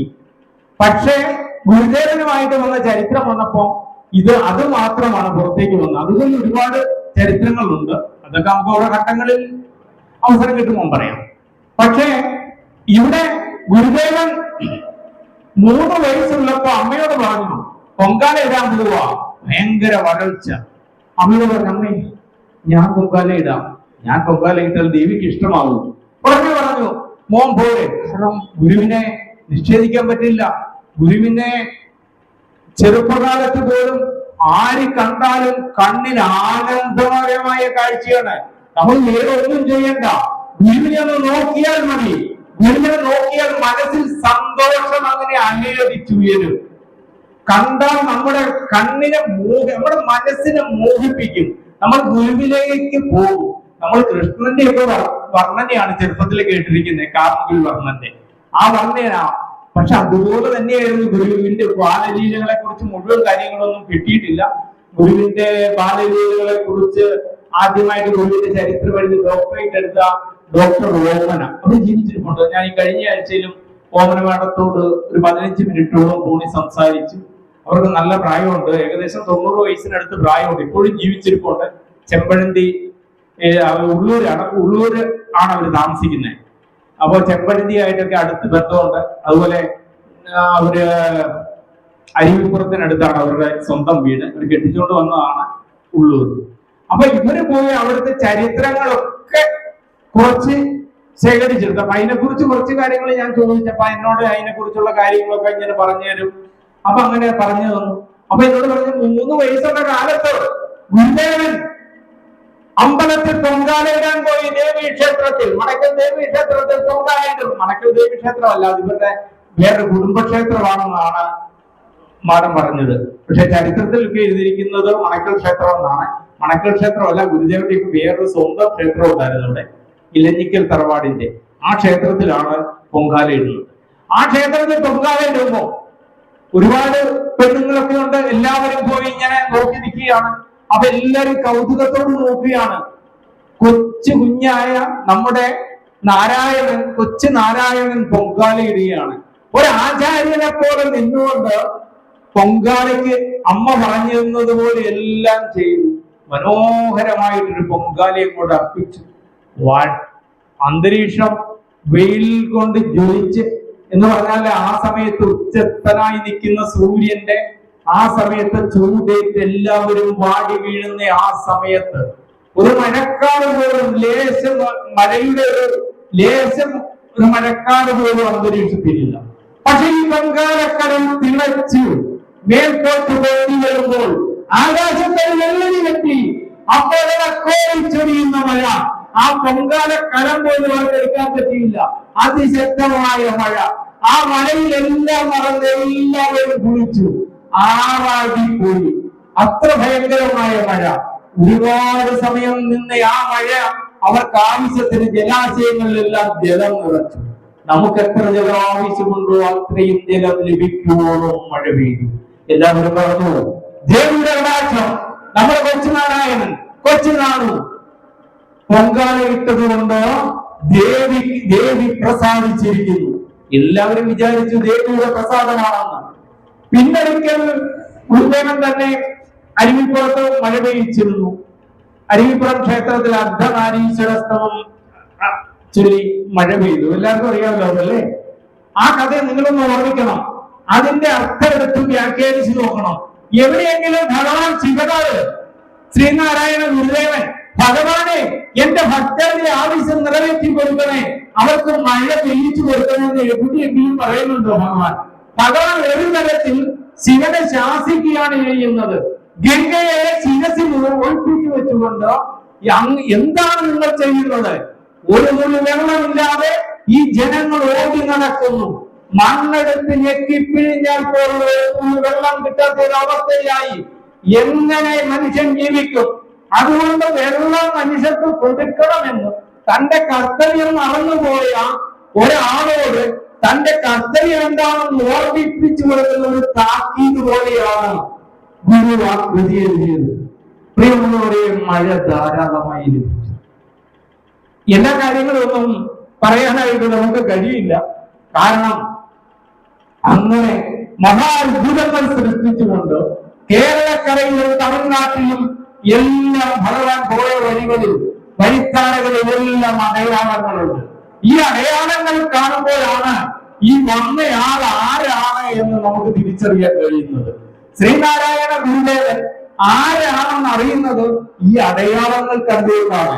കൃതികളെടുത്ത് പഠിച്ചു കഴിഞ്ഞ കൃതികൾ നമുക്ക് ആത്മീയ ജ്ഞാനം ഉണ്ടാകാൻ തന്നതാണ്. അതിനൊരു രഹസ്യമുണ്ട്. ഗുരുദേവൻ ആ കൃതികളൊക്കെ എഴുതിയത്. ഗുരുദേവന് കൃതികൾ എഴുതുന്ന കാലത്ത് ഈ സവർണര് എല്ലാ പൗരാണിക ഗ്രന്ഥങ്ങളും അവരുടെ അറയിൽ വെച്ച് പൂട്ടി വെച്ചിരിക്കുകയാണ്. അവരാരും അത് പുറത്തേക്ക് കാണിക്കുന്നില്ല. അങ്ങനെ അറയിൽ വെച്ച് അവർ പൂട്ടി വെച്ച് ഇരിക്കുന്ന അവസരത്തിൽ ഗുരുദേവൻ ചെയ്ത ഒരു കാര്യം, ഗീതയുടേതായാലും രാമായണത്തിൻ്റെതായാലും ഭാഗവതത്തിൻ്റെതായാലും മഹാഭാരതത്തിൻ്റെതായാലും 18 പുരാണങ്ങളുടേതായാലും ഭഗവത്ഗീതയില എല്ലാം ചെറിയ ചെറിയ പദ്യങ്ങളായിട്ട് ഗുരുവിനോട് പുറത്തേക്ക് എഴുതി വിട്ടു. ഇപ്പൊ ആത്മോപദേശ സഭകൾ മാത്രം നോക്കിയാൽ മതി. അപ്പൊ അതിലടങ്ങാത്ത ഒരു ശാസ്ത്രവുമില്ല. എല്ലാ ശാസ്ത്രങ്ങളെയും കൂട്ടി ഗുരുദേവൻ അതെല്ലാം ഇങ്ങോട്ട് എഴുതി പുറത്തേക്ക് വിട്ടപ്പോ ഗുരുവിനെ പരാജയപ്പെടുത്തുവാൻ വേണ്ടി ഇതൊന്നും ഗുരുവിന്റെ സൃഷ്ടിയല്ല, ഇതെല്ലാം ഇവിടെ ഉള്ളതാണ്, ഇതെല്ലാം ഭാരതത്തിലെ ഋഷിമാര് കണ്ടെത്തിയ സത്യങ്ങളാണ് എന്ന് പറഞ്ഞുകൊണ്ട് ഗുരുദേവന്റെ വാദത്തെ ഒളിക്കുന്നതിന് വേണ്ടി അറയിൽ വെച്ചിരുന്ന എല്ലാ പൗരാണിക ഗ്രന്ഥങ്ങളുമായിട്ട് ഓരോ ആചാര്യന്മാർക്ക് രംഗത്ത് വരേണ്ടി വന്നു. അതിന്റെ ഒരു ഉദാഹരണമാണ് മണത്തല മോസത്. തലശ്ശേരിയിലെത്തിയ ഗുരുദേവനെ വെല്ലുവിളിച്ചു. ഗുരുദേവനോട് ആത്മീയ സംവാദത്തിന് തയ്യാറാണെന്ന് പറഞ്ഞുകൊണ്ട് നീലകണ്ഠം മോസത് എന്ന് പറയുന്ന മണത്തല മോസത് ഗുരുദേവനെ വെല്ലുവിളിച്ചു. നമുക്ക് തൃപ്പാദങ്ങൾ പറഞ്ഞ ഇതിനെന്താ സംവാദിക്കാൻ വരാൻ പറഞ്ഞു. അപ്പൊ അതിന് ദൃക്സാക്ഷിയായിരുന്ന മുയ്യാളത്ത് ശങ്കരന്റെ ആത്മകഥയിൽ പറയുന്ന ഒരു ഭാഗമുണ്ട്. ഗുരുവിന്റെ ചരിത്രമായിരുന്നെങ്കിൽ ഇവിടെ ഗുരുവിന്റെ ചരിത്രത്തെ ഏതാണ്ട് 70ഓളം ജീവചരിത്രങ്ങൾക്ക് മുകളിൽ എഴുതിയിട്ടുണ്ട്. പക്ഷെ നിങ്ങൾ ഈ ജീവചരിത്രങ്ങളൊക്കെ വായിച്ചാൽ എല്ലാ കാര്യങ്ങളും കിട്ടത്തില്ല. അതെല്ലാം ഒരേ പാറ്റേണിൽ അങ്ങ് പോകുന്നതാണ്.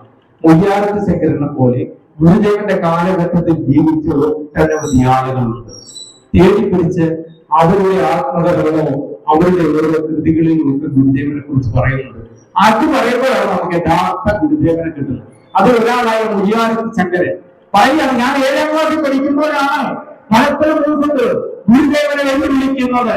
അത് കേട്ടപ്പോൾ അറിഞ്ഞപ്പോൾ ഞങ്ങൾക്കെല്ലാം ഭയങ്കര ആവേശമായി. ഞങ്ങളെല്ലാം രാവിലെ കുളിച്ചൊരുങ്ങി ഗുരുസന്നിധിയിലെത്തി. ധാരാളം കുട്ടികളുണ്ട്, ആബാലവൃദ്ധം ജനങ്ങളുണ്ട്, എല്ലാവരും ഇങ്ങനെ നിൽക്കുകയാണ് മൂസതുമായിട്ടുള്ള സംവാദം കാണുവാനായിട്ട്. അങ്ങനെ സംവാദത്തിന് നിൽക്കുകയാണ്. കാരണം മൂസത് വിചാരിച്ചു തിരുവിതാംകൂറിൽ വലിയ പണ്ഡിതന്മാരൊന്നുമില്ല ശ്രീനാരായണ ഗുരുദേവനെ തോൽപ്പിക്കാൻ. അതുകൊണ്ട് തനിക്ക് കഴിയും. കാരണം അദ്ദേഹം പൗരാണികമായ ഗ്രന്ഥങ്ങളെല്ലാം അരച്ച് കലക്കി കുടിച്ച് പഠിച്ച ആളാണ്. അദ്ദേഹം വന്നു ഗുരുദേവനെല്ലാം ബഹുമാനത്തോടുകൂടിയും തനിക്കൊപ്പം തന്നെ കസേര കൊടുത്തു. കാരണം അത് പറഞ്ഞൊരു കാര്യം, ഗുരുവിന്റെ മുന്നിൽ അധികം ആളുകൾ ഇരിക്കാറില്ല. പക്ഷേ തന്നോട് സംവാദത്തിന് വന്ന ഈ മൂസത്തിന് ഗുരുദേവൻ ഏറ്റവും നല്ല ബഹുമാനത്തോടുകൂടി ഒരു പ്രതിപക്ഷ ബഹുമാനം കൊടുത്ത് മുമ്പിൽ പിടിച്ചിരുത്തി. അദ്ദേഹം അവിടെ സംവാദത്തിന് തയ്യാറായപ്പോൾ ഗുരുദേവൻ അകത്തേക്ക് നോക്കി കുമാരു എന്നൊരു വിളി. കുമാരനാശൻ അവിടെ കാത്തിരിക്കുകയാണ് ഗുരുവിന്റെ വിളിക്ക് വേണ്ടി. ആശാൻ ഓടി വന്ന് ഗുരുവിന്റെ അടുത്തിരുന്നു. അപ്പോൾ സംവാദം ആരംഭിക്കുന്നു. മൂസത് അവരൊരു ടീമായിട്ടാണ് വന്നിരിക്കുന്നത്. അപ്പം സംസാരം സംസ്കൃതത്തിൽ തുടങ്ങിയപ്പോൾ ഗുരുദേവൻ പറഞ്ഞു, സംസ്കൃതത്തിൽ വേണ്ട, മലയാളത്തിൽ പറയൂ, ഇവരെ കൂടി കേൾക്കട്ടെ. അവസാനം നിരന്തരമായ വാഗ്വാദങ്ങൾ, ചോദിക്കുന്ന ചോദ്യങ്ങൾക്കെല്ലാം ആശാൻ മണിമണിപോലെ ഉത്തരം പറയുകയാണ്.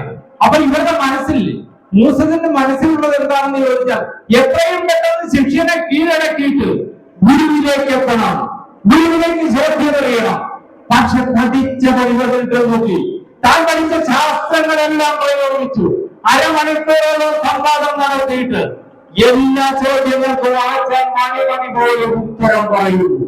ഇനി തന്റെ ആവനാഴിയില് ചോദിക്കാൻ, ഒരു ചോദ്യം ചോദിക്കാൻ തന്റെ ആവനാഴിയിൽ ഒന്നുമില്ല. അദ്ദേഹം ആകെ വിഷണ്ണനായി പോകാൻ എഴുന്നേറ്റപ്പോൾ ഗുരു ചോദിച്ചു, നിങ്ങൾ പറഞ്ഞത് അത്രയും ശരി, ഞാനൊന്ന് ചോദിക്കട്ടെ. ഈഴവർക്ക് പ്രതിഷ്ഠിക്കാൻ അവകാശമില്ല എന്ന് പറയുന്ന നിങ്ങളുടെ ഏത് ശാസ്ത്രമാണ് പറയുന്നത് എന്ന് കാണിക്കുകയെന്ന് പറഞ്ഞപ്പോൾ മൂസത് ഗുരുദേവനെ തൊഴുതുകൊണ്ട് തല താഴ്ത്തി ഇറങ്ങിപ്പോയി. അതാണ് മഹാഗുരു. ആ സ്ഥലത്തേക്കാണ് ഉഗ്രനായ നമ്മുടെ ബോധാനന്ദ സ്വാമികൾ കടന്നു വരുന്നത്. ബോധാനന്ദ സ്വാമികൾ അവിടേക്ക് വരികയാണ്. എന്താണ്? ജഗന്നാഥ ക്ഷേത്രത്തിന്റെ പണി തലശ്ശേരിയിൽ നടത്തുവാൻ ഗുരുദേവൻ അവിടെ എത്തിയിരിക്കുന്നു. പക്ഷേ ആ ക്ഷേത്രം പണി എങ്ങനെയും തടസ്സപ്പെടുത്തണം. ബോധാനന്ദ സ്വാമിയും സംഘവും അവിടെ എത്തി. ബോധാനന്ദ സ്വാമികള് ശ്രീനാരായണ ഗുരുദേവനുമായിട്ട് ഒരു സംവാദത്തിന് തയ്യാറാകുകയാണ്. അദ്ദേഹം അവിടെ പ്രസംഗിച്ചുകൊണ്ടിരുന്നു ക്ഷേത്രത്തിനെതിരെ. ക്ഷേത്രം എന്ന് പറഞ്ഞാൽ അന്ധവിശ്വാസങ്ങളെ പഠിച്ചുയർത്തുന്ന സ്ഥാപനമാണ്. നമുക്ക് ക്ഷേത്രങ്ങൾ വേണ്ട, എല്ലാ ക്ഷേത്രങ്ങളും ബഹിഷ്കരിക്കണമെന്ന് ശ്രീനാരായണ ഗുരുദേവൻ വലിയൊരു തെറ്റാണ് ചെയ്യുന്ന അന്ധവിശ്വാസത്തിന്റെ ആലയമാണ് പണിയെടുപ്പിക്കുന്നത്. ഇത് അനുവദിച്ചുകൂടാ എന്ന് പറഞ്ഞപ്പോൾ ആളുകൾ പറഞ്ഞു, അതാ കുറച്ചപ്പുറത്ത് ശ്രീനാരായണ ഗുരുദേവൻ ഇരിപ്പുണ്ട്. പ്രതിപക്ഷ ബഹുമാനത്തോടുകൂടി കലങ്ങി മറന്ന മനസ്സോടുകൂടി ഒരു കൂടയിൽ കുറച്ച് പഴങ്ങളുമായിട്ട് അദ്ദേഹം ഗുരുസന്നിധിയിലേക്ക് എത്തി. ഗുരുസന്നിധിയിലേക്ക് എത്തുമ്പോൾ അദ്ദേഹത്തിന്റെ മനസ്സിൽ അദ്വൈത ചിന്തകനായ ശ്രീനാരായണ ഗുരുദേവൻ ക്ഷേത്രങ്ങൾ പറഞ്ഞ അന്ധവിശ്വാസത്തിന്റെ ആലയങ്ങൾ സൃഷ്ടിക്കുന്നു. ഇത് തടഞ്ഞേ പറ്റൂ. ഞാൻ ഗുരുവിനെ കൊണ്ട് ഒരു ക്ഷേത്രവും പണിയിക്കില്ല എന്ന ഉറച്ച മനസ്സോടുകൂടി ബോധാനന്ദ ഗിരി എന്ന സന്യാസി കടന്നു വരികയാണ്. തൃപ്പാദങ്ങളുടെ അടുത്ത് വന്നു. തൃപ്പാദങ്ങൾക്ക് ആ പഴം സമർപ്പിച്ചു. ഈ സമയം അവരുടെ കണ്ണുകൾ തമ്മിൽ ഒരു ഉടക്കി. ആ ഉടക്ക് ബോധാനന്ദ ഗിരിയുടെ ആത്മാവിലേക്ക് ഈ മഹാഗുരു എറിഞ്ഞൊരു ചുണ്ടയായിരുന്നു. അതിൽ കോർത്തുപോയി ബോധാനന്ദ ഗിരിയുടെ ആത്മാവ്. അദ്ദേഹത്തിനൊന്നും സംസാരിക്കാൻ കഴിയുന്നില്ല. ഗുരുവിനെ നോക്കി, ഗുരു ആ കണ്ണുകളിലേക്ക് നോക്കി. എന്നിട്ട് ഗുരു പറഞ്ഞു, ബ്രാഹ്മണരെ ജയിക്കണമെങ്കിൽ അടിച്ചു നേടുവാൻ നമുക്ക് കഴിയുന്ന ഏറ്റുമുട്ടലുകളല്ല ജയിക്കേണ്ടത്. അവരെക്കാൾ വലിയ ഉയർന്ന വിദ്യാഭ്യാസം നേടണം, അറിവ് നേടണം. അറിവിലൂടെ മാത്രമേ പരാജയപ്പെടുത്തുവാൻ കഴിയൂ. അല്ലാതെ ഒരിക്കലും അംഗം വെട്ടി ജയിക്കാൻ കഴിയില്ല എന്ന ഈ മഹാഗുരുവിന്റെ വാക്കുകൾ കേട്ട് സാഷ്ടാംഗം നമസ്കരിച്ചു. ഈ ഉപദേശം, ഈ മഹാഗുരു ഒരു ശിഷ്യനെ തേടി ചേർന്ന് ഒരു ശിഷ്യനോട് പറഞ്ഞു. ആരാണെന്നറിയോ? മഹാത്മാ അയ്യൻകാളിയെ. മഹാത്മാ അയ്യൻകാളി സദാനന്ദ ഗുരു എന്ന് പറയുന്ന ഒരു ആത്മീയ ആചാര്യൻ ബോധാനന്ദ സ്വാമികളെ പോലെ അടിക്കടി കൊടുത്ത് സവർണരെ എതിർക്കാമെന്ന് വ്യാമോഹിച്ച സദാനന്ദ ഗുരുവിന്റെ ശിഷ്യനായി. നിങ്ങളൊക്കെ കേട്ടിട്ടുണ്ട്, വില്ലുവണ്ടിയിൽ തലപ്പാവ് കെട്ടി വെല്ലു വെച്ച് നടന്നുപോയ മഹാത്മാ അയ്യൻകാളി. ആ അയ്യൻകാളിയുടെ മുമ്പിലേക്ക് ശ്രീനാരായണ ഗുരുദേവൻ തേടി ചെല്ലുകയാണ്. അയ്യൻകാളിയെ ഞാൻ അതിന്റെ സാഹചര്യം പറയുന്നില്ല. ആ ഗുരുദേവൻ അവിടെ ചെന്നു. മഹാത്മാ അയ്യൻകാളിയെ കണ്ടു. അയ്യൻകാളിയുമായിട്ട് നേർക്ക് നേരെ ഒഴുകി. നേർക്ക് നേരെ വന്നപ്പോൾ ഗുരുദേവൻ പറഞ്ഞു, അരിപ്പുറത്തേക്ക് വന്നു എന്ന് മാത്രം പറഞ്ഞിട്ട് ഗുരുദേവൻ അവിടെ നിന്നു. പക്ഷെ മഹാത്മാ അയ്യൻകാളിക്ക് അറിയാം, സാധുക്കൾക്ക് വേണ്ടി പ്രവർത്തിക്കുന്ന, സാധുക്കളുടെ ജീവിതത്തെ ഉയർത്തുന്നതിന് വേണ്ടി യാതൊരു ഭേദവുമില്ലാതെ പ്രവർത്തിക്കുന്ന ഈ മഹാഗുരു തോന്നാതിരിക്കാൻ പറ്റില്ല, അല്ലേലും പറ്റില്ല. കാരണം ഗുരു അവരുടെ ആത്മാവിലേക്കാണ് എടുത്തുകൊണ്ടേയിരുന്നത്. ആ ചിന്തയിൽ കോർത്തിട്ട് ഗുരു കഴിഞ്ഞു. അവിടേക്ക് അതേപോലെ മഹാത്മാ അയ്യൻകാളി കടന്നിരുന്നു. ഇതേ വാചകം മഹാത്മാ അയ്യൻകാളിയോട് ശ്രീനാരായണ ഗുരുദേവൻ പറഞ്ഞു. ഇവിടെ ഇപ്പൊ പേരനെ പോലെയുള്ള ആളുകളൊക്കെ പുതിയ കവിതകൾ എഴുതി മഹാത്മാ അയ്യൻകാളി പോരാടി നേടിയതാണ് ഞങ്ങൾക്ക് ഇന്നുള്ള ഈ സ്വാതന്ത്ര്യമെന്നു.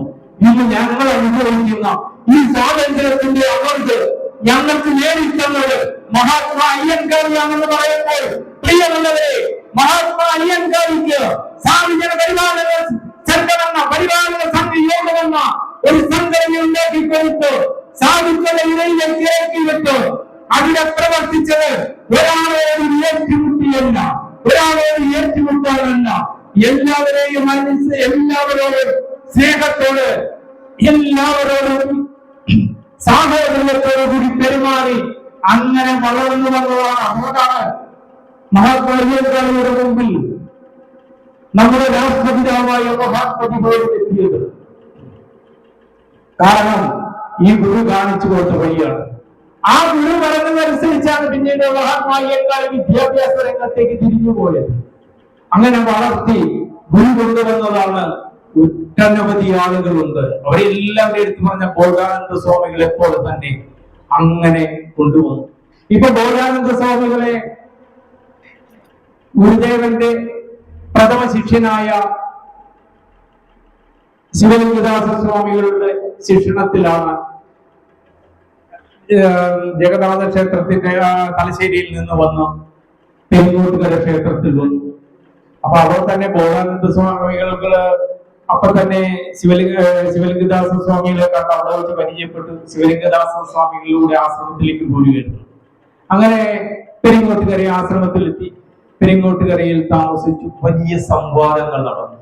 താൻ ഇന്നലെ വരെ കലങ്ങി മറിഞ്ഞ് ഒരു പുഴയായി ഒഴുകി വന്ന് ഒരു ശുദ്ധജല തടാകത്തിലേക്ക് ചേരുവാൻ പോവുകയാണ്.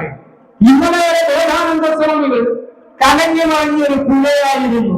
എല്ലാം കലക്കി മറിച്ചു കൊണ്ടുവന്നയാണ്. ആ പുഴ ഒഴുകി വന്ന് എവിടെയാണ് പോരുന്നത്? ഒരു വലിയ ശുദ്ധജല തടാകത്തിൽ. ആ ശുദ്ധജല തടാകത്തെ മലിനമാക്കുവാൻ കഴിയില്ല. ആ ശുദ്ധജല തടാകത്തിലേക്ക് കടന്നു പോകുന്ന വഴിയായി ഒരുപാട് സംശയങ്ങൾ ചോദിച്ചു.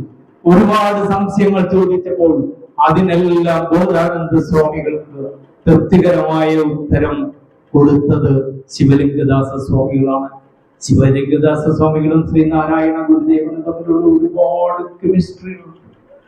അവർ രണ്ടുപേരും എവിടെയെങ്കിലും ഇറങ്ങി നിന്നാൽ അവർ നടന്നുപോലെ സൂര്യനും ചന്ദ്രനുമാണ്, ശ്രീരാമനും ലക്ഷ്മണനുമാണ്, ഭഗവാൻ ശ്രീകൃഷ്ണനും ബലരാമനുമാണ് എന്ന് പറഞ്ഞതുപോലെ അത്യുജ്വല കാന്തിയോടുകൂടി അവർ കടന്നുപോകുന്ന ഒരു സന്ദർഭം ശിവലിംഗദാസ സ്വാമികൾ പറഞ്ഞിട്ട് അദ്ദേഹത്തിന്റെ അനുസ്മരണങ്ങളെ എഴുതിയ പേരൂർക്കട കൊച്ചയ്യപ്പൻ എന്ന് പറയുന്ന ഒരാൾ അനുസ്മരണത്തിൽ നമ്മുടെ വിവേകോദയത്തിലൊക്കെ വന്ന കാര്യമാണ്.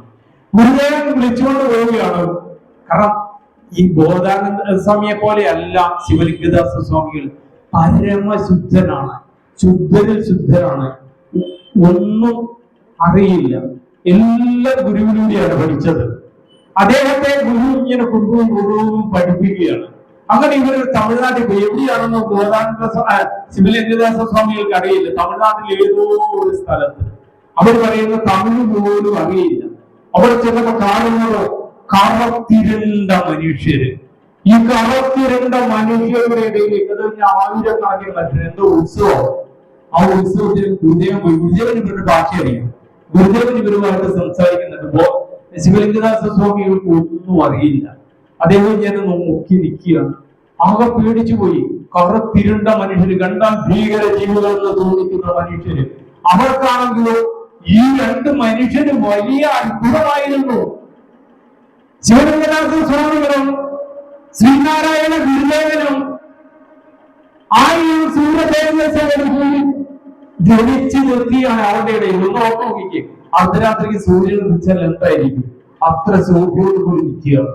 അപ്പോൾ ഈ ശിവലിംഗ സ്വാമികൾക്ക് തോന്നി, അയ്യോ ഗുരുവിന്റെ കൂടെ നിന്ന് മാറിപ്പോകരുത്. ഗുരുവായിട്ട് ചേർന്ന് നിന്നു. അങ്ങനെ ഗുരുവായിട്ട് ചേർന്ന് നിന്നുകൊണ്ട് അദ്ദേഹം ഒരിക്കലും ഗുരുവിനെ പിരിയാതെ ഗുരുവിനോട് ചേർന്ന് നിൽക്കുക. കാരണം ഇവരുടെ ഇടയ്ക്കൊന്ന് കൂട്ടം തെറ്റി പോയി കഴിഞ്ഞാൽ ഭാഷ അറിയില്ല, എന്ത് ചെയ്യണമെന്നറിയില്ല, എന്ത് ചെയ്യും? ആകെ വിഷമിച്ചു. കാരണം അതുപോലെ ജനമാണ്. ആ ജനങ്ങളുടെ ഇടയിലൂടെ നടന്നു പോകുമ്പോൾ ഗുരുവിനോട് ചേർന്ന് നിൽക്കുമ്പോൾ ഒരത്ഭുതം, ഗുരു മാഞ്ഞു പോയി. ഗുരു ഇവിടെ പോയി ചുറ്റും നോക്കിയിട്ട് ഗുരുവിനെ കാണുന്നില്ല.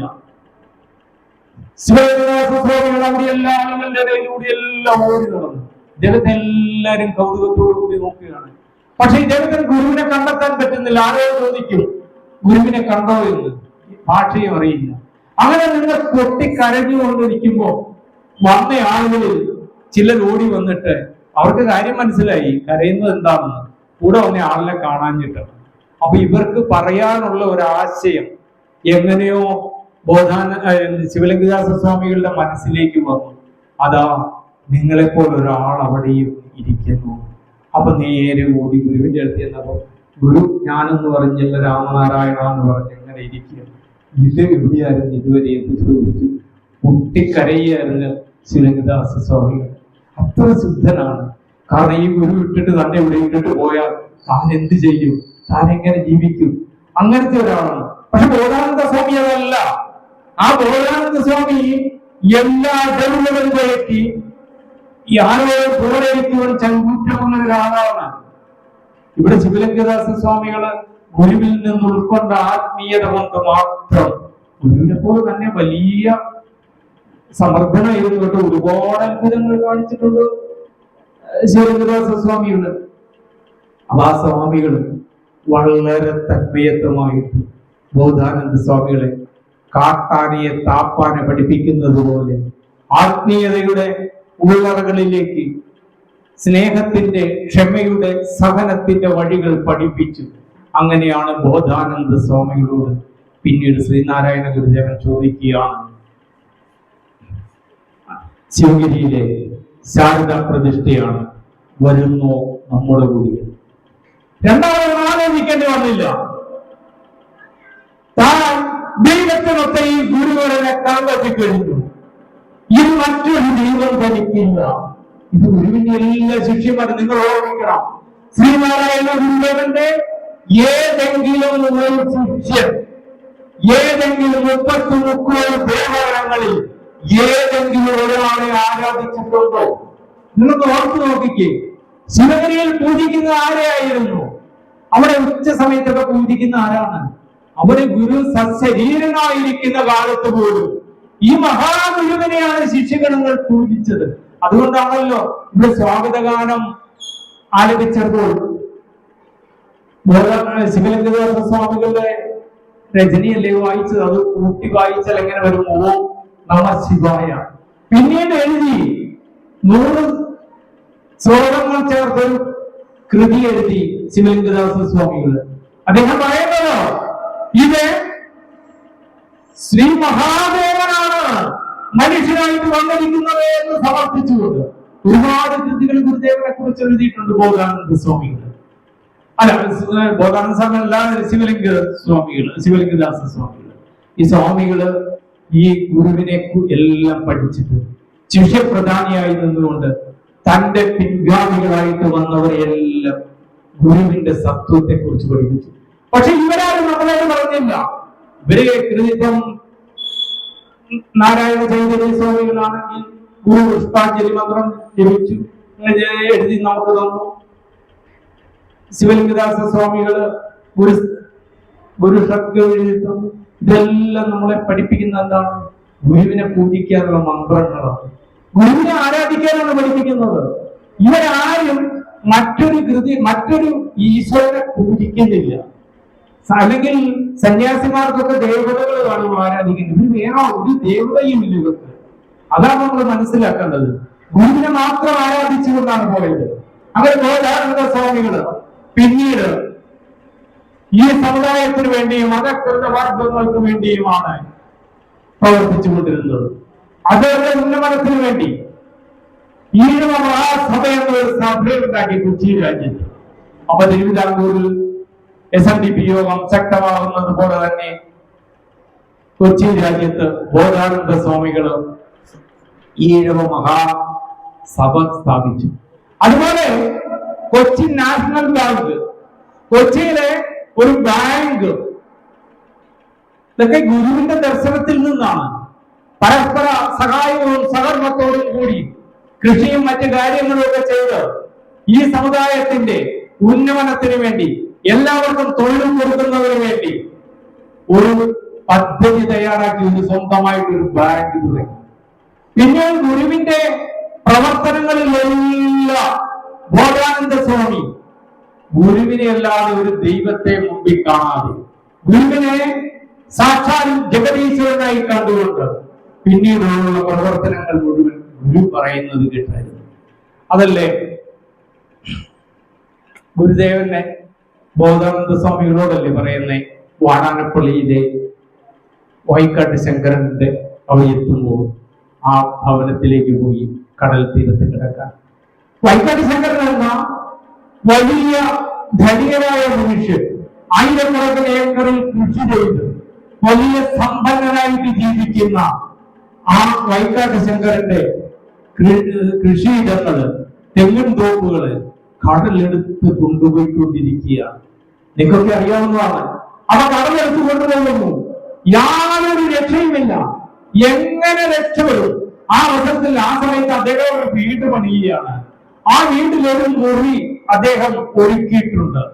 ആ മുറി എന്തെങ്കിലും ശ്രീനാരായണ ഗുരുദേവൻ വരുമ്പോൾ അവിടെ കിടത്തണം. അതിനൊരു കട്ടിലും പായും എല്ലാം റെഡിയാക്കി അവിടെ വെച്ചിരിക്കുകയാണ്. അപ്പോഴാണ് ഈ കടല് വന്ന് ഭൂമി ഇങ്ങനെ കൊണ്ടുപോകുന്നത്. അപ്പൊ അദ്ദേഹം ഓർത്തു, ഈ മഹാഗുരുവിനെ കണ്ടാൽ ഇതിനൊരു പരിഹാരം ഉണ്ടാവും. പിന്നെ അദ്ദേഹം ഒന്നും ചിന്തിച്ചില്ല. ഒരു ഓടിവെള്ളം എടുത്ത് നേരെ കൂർക്കഞ്ചേരിക്ക് ചെന്നു. ഗുരുദേവൻ അവിടെയുണ്ട്. ഗുരുദേവനെ കണ്ടു. ഗുരുദേവനോട് പറഞ്ഞു, ഭഗവാനെ, എന്റെ വീട്, എന്റെ സ്ഥലം എല്ലാം കടലെടുത്തു പോയി. ഈ ശേഷിക്കുന്ന എന്റെ വീടിലിരിക്കുന്ന അത്രയും ഭാഗമേ ഉള്ളൂ. അതിനൊരു താമസിയാതെ കടലെടുത്തുകൊണ്ട് പോകും. അവിടുന്ന് എന്നെ രക്ഷിക്കണമെന്ന് പറഞ്ഞു. ഉടനെ ഗുരുദേവൻ ചോദിക്കുകയാണ്, ശങ്കര, കടലിനോട് നാം എന്ത് ചെയ്യാനാണ്? അപ്പോൾ യാതൊരു അർത്ഥശങ്കയ്ക്ക് ഇടയില്ലാതെ വൈക്കാട്ട് ശങ്കരൻ പറയുകയാണ്, ഗുരുദേവ, അങ്ങേ കൊണ്ട് മാത്രമേ എന്നെ രക്ഷിക്കുവാൻ കഴിയുള്ളൂ. ഗുരു വരുന്ന ആളുകളോട് ചോദിക്കും, നിങ്ങൾക്ക് എന്നെ വിശ്വാസമുണ്ടോ? പ്രിയമുള്ളവരെ, ഇവിടെ വന്ന് നിങ്ങൾ പ്രാർത്ഥിച്ചിട്ട് പോയിട്ട് ഈ മഹാഗുരുവിനെ മാത്രം ധ്യാനിച്ചുകൊണ്ട്, ഈ മഹാഗുരുവിനെ തന്നെ പ്രാർത്ഥിച്ചുകൊണ്ട് പോയാൽ തീർച്ചയായിട്ടും ഗുരു നിങ്ങൾക്ക് അതിന്റെ ഫലം തരും.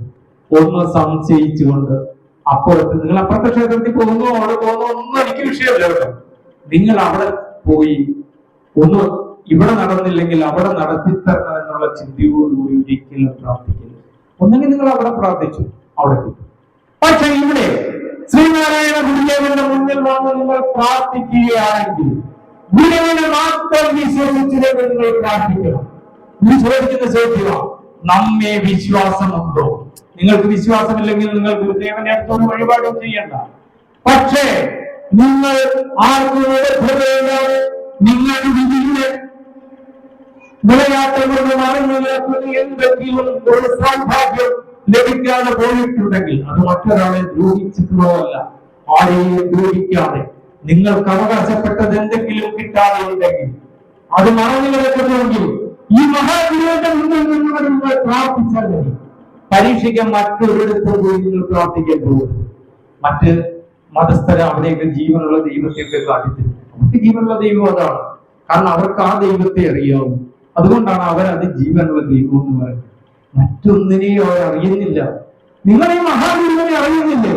ഇത് എത്രയെത്ര സമ്മേളനങ്ങൾ നടത്തി, നിങ്ങൾക്ക് ക്ഷേത്രമുണ്ട്, ഇവിടെ എത്രയെത്ര ആചാര്യന്മാർ വന്ന് ഈ മഹത് വേദിയിൽ നിന്ന് സംസാരിച്ചു. ഞാനൊരു ലേവനാണ്, ഞാൻ നിങ്ങളെ പോലെ ഒരു സാധാരണ മനുഷ്യനാണ്. പക്ഷെ ഇവിടെ ഒരുപാട് ആത്മീയ ആചാര്യന്മാര്, ഒരുപാട് ജ്ഞാനികളും വന്നു നിന്ന് സംസാരിച്ച ഒരു വേദിയാണ്. ആ വേദിയിൽ നിന്ന് നിങ്ങൾക്ക് ഒരുപാട് അനുഭവങ്ങൾ ഉണ്ടായിട്ടുണ്ട്. ആ അനുഭവങ്ങളിൽ നിന്ന് നിങ്ങൾ ഈ ഗുരുവിനെ തിരിച്ചറിയണം. ഗുരുവിനെ മാത്രമേ അറിയാവൂ എന്ന് ഞാൻ പറയുന്നില്ല. നിങ്ങൾക്ക് ഇഷ്ടമുള്ളത് നിങ്ങൾ ചെയ്തു, അത് നിങ്ങളുടെ ഇഷ്ടം. പക്ഷെ നിങ്ങൾ ഒരു കാര്യത്തിന് സമീപിക്കുമ്പോൾ ഈ ഗുരുവിനെ പരീക്ഷിക്കരുത്. ഗുരു എന്റെ രക്ഷകനാണ്, ഗുരുവത്തെ രക്ഷിക്കും എന്നോ നിങ്ങളുടെ ഗുരുവിന്റെ ഉറച്ച വിശ്വാസം ഉണ്ടെങ്കിൽ ഈ മഹാഗുരു അത് സാധിച്ചു തരും. അനേക ലക്ഷങ്ങൾ ഇന്ന് ഈ ഗുരുവിലേക്ക് വന്നത് ഗുരു അത് ഇന്നും സാധിച്ചു കൊടുക്കുന്നത് കൊണ്ടാണ്. ഇന്ന് സമയമില്ല, അല്ലെങ്കിൽ അത്തരം കുറച്ച് കാര്യങ്ങൾ നിങ്ങളോട് പറഞ്ഞു തരാമായിരുന്നു. ഗുരുവിനെ കൊണ്ട് അസാധ്യമായ ഒരു കർമ്മവുമില്ല. ഗുരു രോഗബാധിതനായിട്ട് കിടക്കുന്നതായിട്ടൊക്കെ നമുക്ക് തോന്നി. ആ സമയത്തും ഗുരുവിന്റെ അടുത്തെത്തി തിരുവനന്തപുരത്തെ മാർത്താണ്ഡന്റെ മകളെ ഗുരു ഒരിറ്റു വെള്ളം തന്റെ കൈകൊണ്ട വായിലേക്ക് ഒരു വെള്ളവും കറക്കാതെ കിടന്ന ആ കുട്ടി ആ വാ തുറന്ന് ആ വെള്ളം സ്വീകരിച്ചു.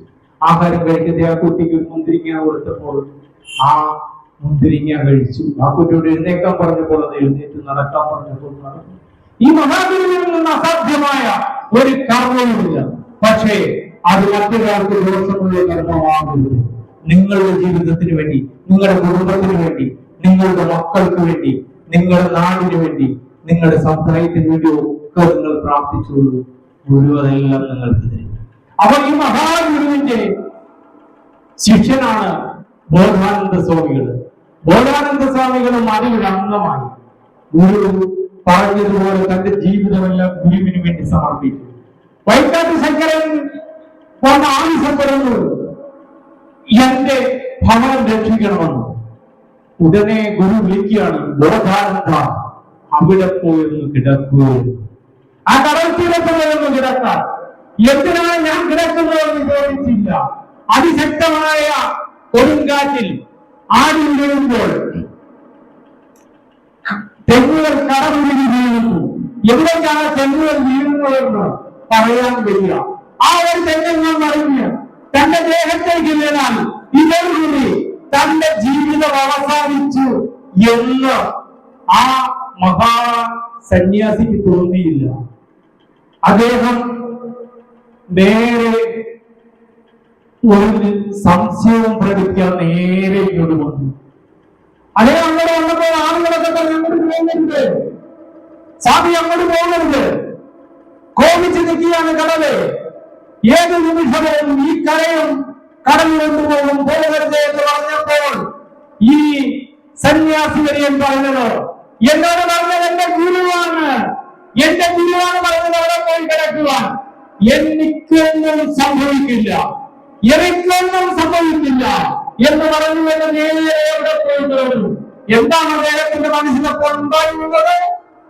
പരബ്രഹ്മ സ്വരൂപനായ ഭഗവാൻ ശ്രീനാരായണ ഗുരുദേവൻ പറഞ്ഞാൽ അനുസരിക്കാത്ത ഒരു പ്രപഞ്ചമില്ല.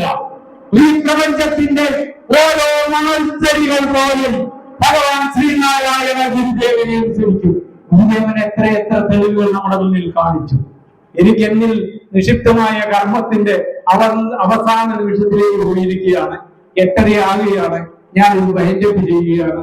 കാരണം ശ്രീനാരായണ ഗുരുദേവൻ എന്താണോ അത് ശിഷ്യന്മാർക്ക് കാണിച്ചു കൊടുത്തിട്ടുണ്ട്. ആ ശിഷ്യന്മാര് മറ്റൊരു ദൈവത്തെയും കാണാതെ നമുക്ക് വേണ്ടി സേവനം ചെയ്യും. പക്ഷെ ദൗർഭാഗ്യകരമായ കാര്യം, SNDP യോഗത്തിന്റെ അധ്യക്ഷപദവും സന്യാസ സമൂഹത്തിന്റെ അധ്യക്ഷപദവും ഒരേ കാലഘട്ടത്തിൽ ബോധാനന്ദ സ്വാമികളിൽ എത്തുകയാണ്. ബോധാനന്ദ സ്വാമികളിൽ അങ്ങനെ ഒരു ചുമതല വന്നു കഴിഞ്ഞപ്പോൾ അദ്ദേഹത്തിന്റെ മനസ്സിന്റെ നീതിബോധം, ആ നീതിബോധം അനുസരിച്ചുകൊണ്ട് ഗുരുദേവൻ ആഗ്രഹിച്ചതുപോലെ ധർമ്മസംഘത്തിന് അദ്ദേഹം തന്റെ സ്വത്തുകൾ എഴുതി കൊടുക്കുകയാണ്. ആ സമയത്ത് അതേ SNDP യോഗത്തിന്റെ പ്രസിഡന്റാണ്. ദൗർഭാഗ്യം എന്ന് പറയട്ടെ, SNDP യോഗത്തിലെ ഒരു വിഭാഗം ആളുകൾക്ക് അത് ഇഷ്ടപ്പെട്ടു. അവർ സ്വാമിയുമായിട്ട് കലഹിച്ചു. ഒരേ സമയം SNDP യോഗത്തിന്റെ പ്രസിഡന്റായിരിക്കുന്ന സ്വാമിക്ക് സർവസംഘ പരിത്യാഗം ചെയ്ത സന്യാസിമാർക്ക് ഈ സ്വത്തുകൾ എത്തിക്കുന്നതിനുള്ള അവകാശമില്ല എന്ന് വാദിച്ചു. പക്ഷേ ഈ മഹാഗുരുവിന്റെ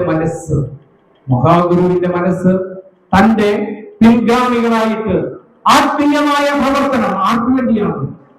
ഇവിടുത്തെ അടക്കുന്ന വർഗങ്ങൾക്ക് നിക്ഷേപിക്കപ്പെട്ട ആത്മീയത പകർന്നു കൊടുക്കുന്നത് ശിവഗിരിമഠമായിരിക്കണം. അതുകൊണ്ട് ശിവഗിരിമഠത്തിലെ ആ സ്വത്തുകൾ കൊടുക്കുകയാണ്. പ്രിയമുള്ളവരെ, നമ്മളൊന്ന് ഓർക്കണം, SNDP യോഗത്തിന് ഇന്ന് വരെ ഒരു രൂപയ്ക്ക് പോലും ബുദ്ധിമുട്ട് വന്നിട്ടില്ല. എന്താണ്? ഈ മഹാഗുരുവിന്റെ നാമത്തിൽ നാം ഒക്കെ കൊടുക്കുന്ന സംഭാവനകൾ 1.5 കോടി രൂപയുടെ സ്ഥലം നിങ്ങളിവിടെ വാങ്ങിച്ചില്ലേ? പ്രിയമുള്ളവരെ, ഇതിന്റെ ഭാരവാഹികൾക്ക് അത് വാങ്ങിച്ച് തീരെഴുതുന്നത് വരെ ധൈര്യം ഉണ്ടായിരുന്നോ? തങ്ങൾക്ക് ഇത്രയും പണം കിട്ടുമോ? അവർക്ക് അത്രയും ഉറപ്പൊന്നുമില്ല. പക്ഷേ അത് ശ്രീനാരായണ ഗുരുദേവന്റെ നാമത്തിലാണ്. ഈ മഹാഗുരുവിന്റെ കടാക്ഷം വന്നപ്പോൾ അതിന് തക്ക പണം നിങ്ങളുടെ കയ്യിലുണ്ടാവും. ആ പണം നിങ്ങൾ കൊടുക്കും. കാരണം ഗുരു നിങ്ങളെല്ലാം ചേർത്ത് പിടിച്ചിരിക്കുകയാണ്. ഗുരുവിന്റെ കടാക്ഷമുള്ളതൊക്കെ കോടീശ്വരനായിട്ട് കാര്യമില്ല. 1 രൂപ പോലും കൊടുക്കാൻ തോന്നില്ല. പക്ഷേ നിങ്ങളെ ഗുരു ചേർത്ത് നിർത്തിയിരിക്കുന്നതുകൊണ്ട് ഗുരു തന്നെ നിങ്ങളെ കൊണ്ടുപോയിരിക്കും. നിങ്ങൾ ഇവിടെ എത്ര കൊടുക്കുന്നോ അതിന്റെ 100 ഇരട്ടിയായിട്ട് ഗുരു നിങ്ങൾക്ക് തരും. നിങ്ങളുടെ സന്താനങ്ങൾക്ക് നല്ല വഴി കാട്ടി കൊടുക്കും. നിങ്ങൾ ആരും ഒരിക്കലും അത് അനുവദിക്കില്ല. നിങ്ങൾ കൊടുത്തത് മഹാഗുരുവിനാണ്. അപ്പോൾ അതുപോലെ തന്നെ സന്യാസിമാർക്ക് അവർക്കും കിട്ടും, അവർക്കും അവരുടെ ഫലമെത്തും. എന്നിട്ട് ഇവരും 2 കൂട്ടരും കലഹിക്കുന്നത് നമുക്ക് വേദനയാണ്. ഇവർ ഒരിക്കലും അങ്ങനെ ചെയ്യാൻ പാടില്ല. ഇവർ ഗുരുവിനെ കാണണം. ഒരു രൂപവും കയ്യിലില്ലാതെ സ്വന്തമായി മണ്ണിലധ്വാനിച്ച് ബോധാനന്ദ സ്വാമികളും നടരാജ ഗുരുവും ചേർന്ന് പടുത്തുയർത്തിയതാണ് ഗുരുകുലം. ആ ഗുരുകുലത്തിന് 1 രൂപയുടെ മൂല്യവുമില്ല. 1 രൂപ പോലും അവരുടെ കയ്യിലില്ല. പ്രിയമുള്ളവരെ, നിങ്ങൾ ഓർമ്മിക്കണം, ഇന്ന് വരെ പണമില്ലാത്തതിന്റെ പേരിൽ ഗുരുകുലത്തിന്റെ ഒരു കാര്യവും നടക്കാതെ പോയിട്ടില്ല. ആ ഗുരുകുലത്തിന്റെ അധ്യക്ഷനായിട്ടിരുന്ന നിത്യചൈതന്യഗതി അദ്ദേഹം ഓസ്ട്രേലിയയിൽ പഠിപ്പിക്കുമ്പോൾ ഓസ്ട്രേലിയയിലെ ഒരു ധനികൻ അദ്ദേഹത്തിന് 200 ഏക്കർ സ്ഥലം പതിച്ചു കൊടുത്തു. അവിടെ 3 വീടുകൾ വെച്ച് കൊടുത്തു. അദ്ദേഹത്തിന് ഇഷ്ടം പോലെ താമസിക്കാൻ 200 ഏക്കർ സ്ഥലം. പക്ഷേ 15 വർഷക്കാലം ഓസ്ട്രേലിയയിൽ പഠിപ്പിച്ചിട്ടും ആ സ്വാമി തിരിച്ചു വരുമ്പോൾ ആ 200 ഏക്കർ സ്ഥലവും ഓസ്ട്രേലിയൻ സർക്കാരിന്റെ എഴുതി കൊടുത്തിട്ടാണ് പോകുന്നത്. എന്നാൽ അത് വിറ്റ് ആ പണവുമായിട്ട് വന്ന് ഗുരുകുലത്തിന്റെ കാര്യങ്ങൾ നടത്താമെന്നല്ല ഈ മഹാഗുരുവിന്റെ ശിഷ്യൻ വിചാരിച്ചത്. ഇവിടെ എന്ത് നടക്കണോ അത് നടത്തി തരുവാൻ ഭൂമിയിൽ ഈ 1000 സൂര്യന്മാരുടെ തേജസ്സോട് നിൽക്കുന്ന ഭഗവാൻ ശ്രീനാരായണന് ചെയ്യാൻ കഴിയും. എന്തും സാധിച്ചു തരാൻ ആ ഗുരുവിനെ ഉള്ളപ്പോൾ നമുക്ക് മറ്റൊന്നിനും പ്രയാസമില്ല. അതാ ഗുരു ഒരു ദിവസം മുൻപ് ഒരു സന്ധ്യാസമയത്ത് 3:30 മണി സമയം ഗുരു ഈ പ്രപഞ്ചത്തിലേക്ക് എവിടെ നിന്ന് വന്നോ അതിലേക്ക് ഗുരു മടങ്ങി. ഗുരു പോയതല്ല, ഗുരു പറഞ്ഞു നാം അറിവാണ്. അറിവായി നാം ഈ ശരീരം ഉണ്ടാകുന്നതിന് ഇവിടെ ഉണ്ടായി. ഈ ശരീരമില്ലെങ്കിലും അറിവായ നാം ഇപ്രകാരം പ്രകാശിച്ചുകൊണ്ടിരിക്കും. അതാണ് നമ്മുടെ ഇടയിലെല്ലാം ഈ മഹാഗുരു ഇങ്ങനെ തെളിഞ്ഞു നിൽക്കുകയാണ്. അതെ, ആ മഹാഗുരു സമാധിയായതിനു ശേഷം, നമ്മുടെ മുന്നിൽ നിന്ന് അദൃശ്യനായതിനു ശേഷം, ആ മഹാഗുരു ഒരു വെളുപ്പാൻ കാലത്ത് 3 ദിവസങ്ങൾക്ക് അപ്പുറത്ത് ഒരു വെളുപ്പാൻ കാലത്ത് ഒരു 3:30 മണി സമയമായപ്പോൾ അതാ വന്നിരിക്കുന്നു. ശിഷ്യൻ കണ്ടു, അതാ നിൽക്കുന്നു എന്റെ ഗുരു. അതാ ഭഗവാൻ ശ്രീനാരായണ ഗുരുദേവൻ എന്നെ വിളിക്കുന്നു. ഞാൻ ഗുരുവിന്റെ പാദത്തിലേക്ക് ചേരുന്നു. നന്ദി, നമസ്കാരം. ഈ മഹാഗുരുവിന്റെ പാദത്തിൽ ലയിച്ച ബോധാനന്ദ സ്വാമികൾ എന്നും നിങ്ങൾക്കും എനിക്കും നമുക്കെല്ലാവർക്കും തുണയായിരിക്കട്ടെ. ഓം ശ്രീനാരായണ പരമ ഗുരുവേ, അങ്ങയുടെ പാദത്തിൽ ഞാൻ എന്റെ വാക്കുകൾ സമർപ്പിക്കുന്നു. നന്ദി, നമസ്കാരം.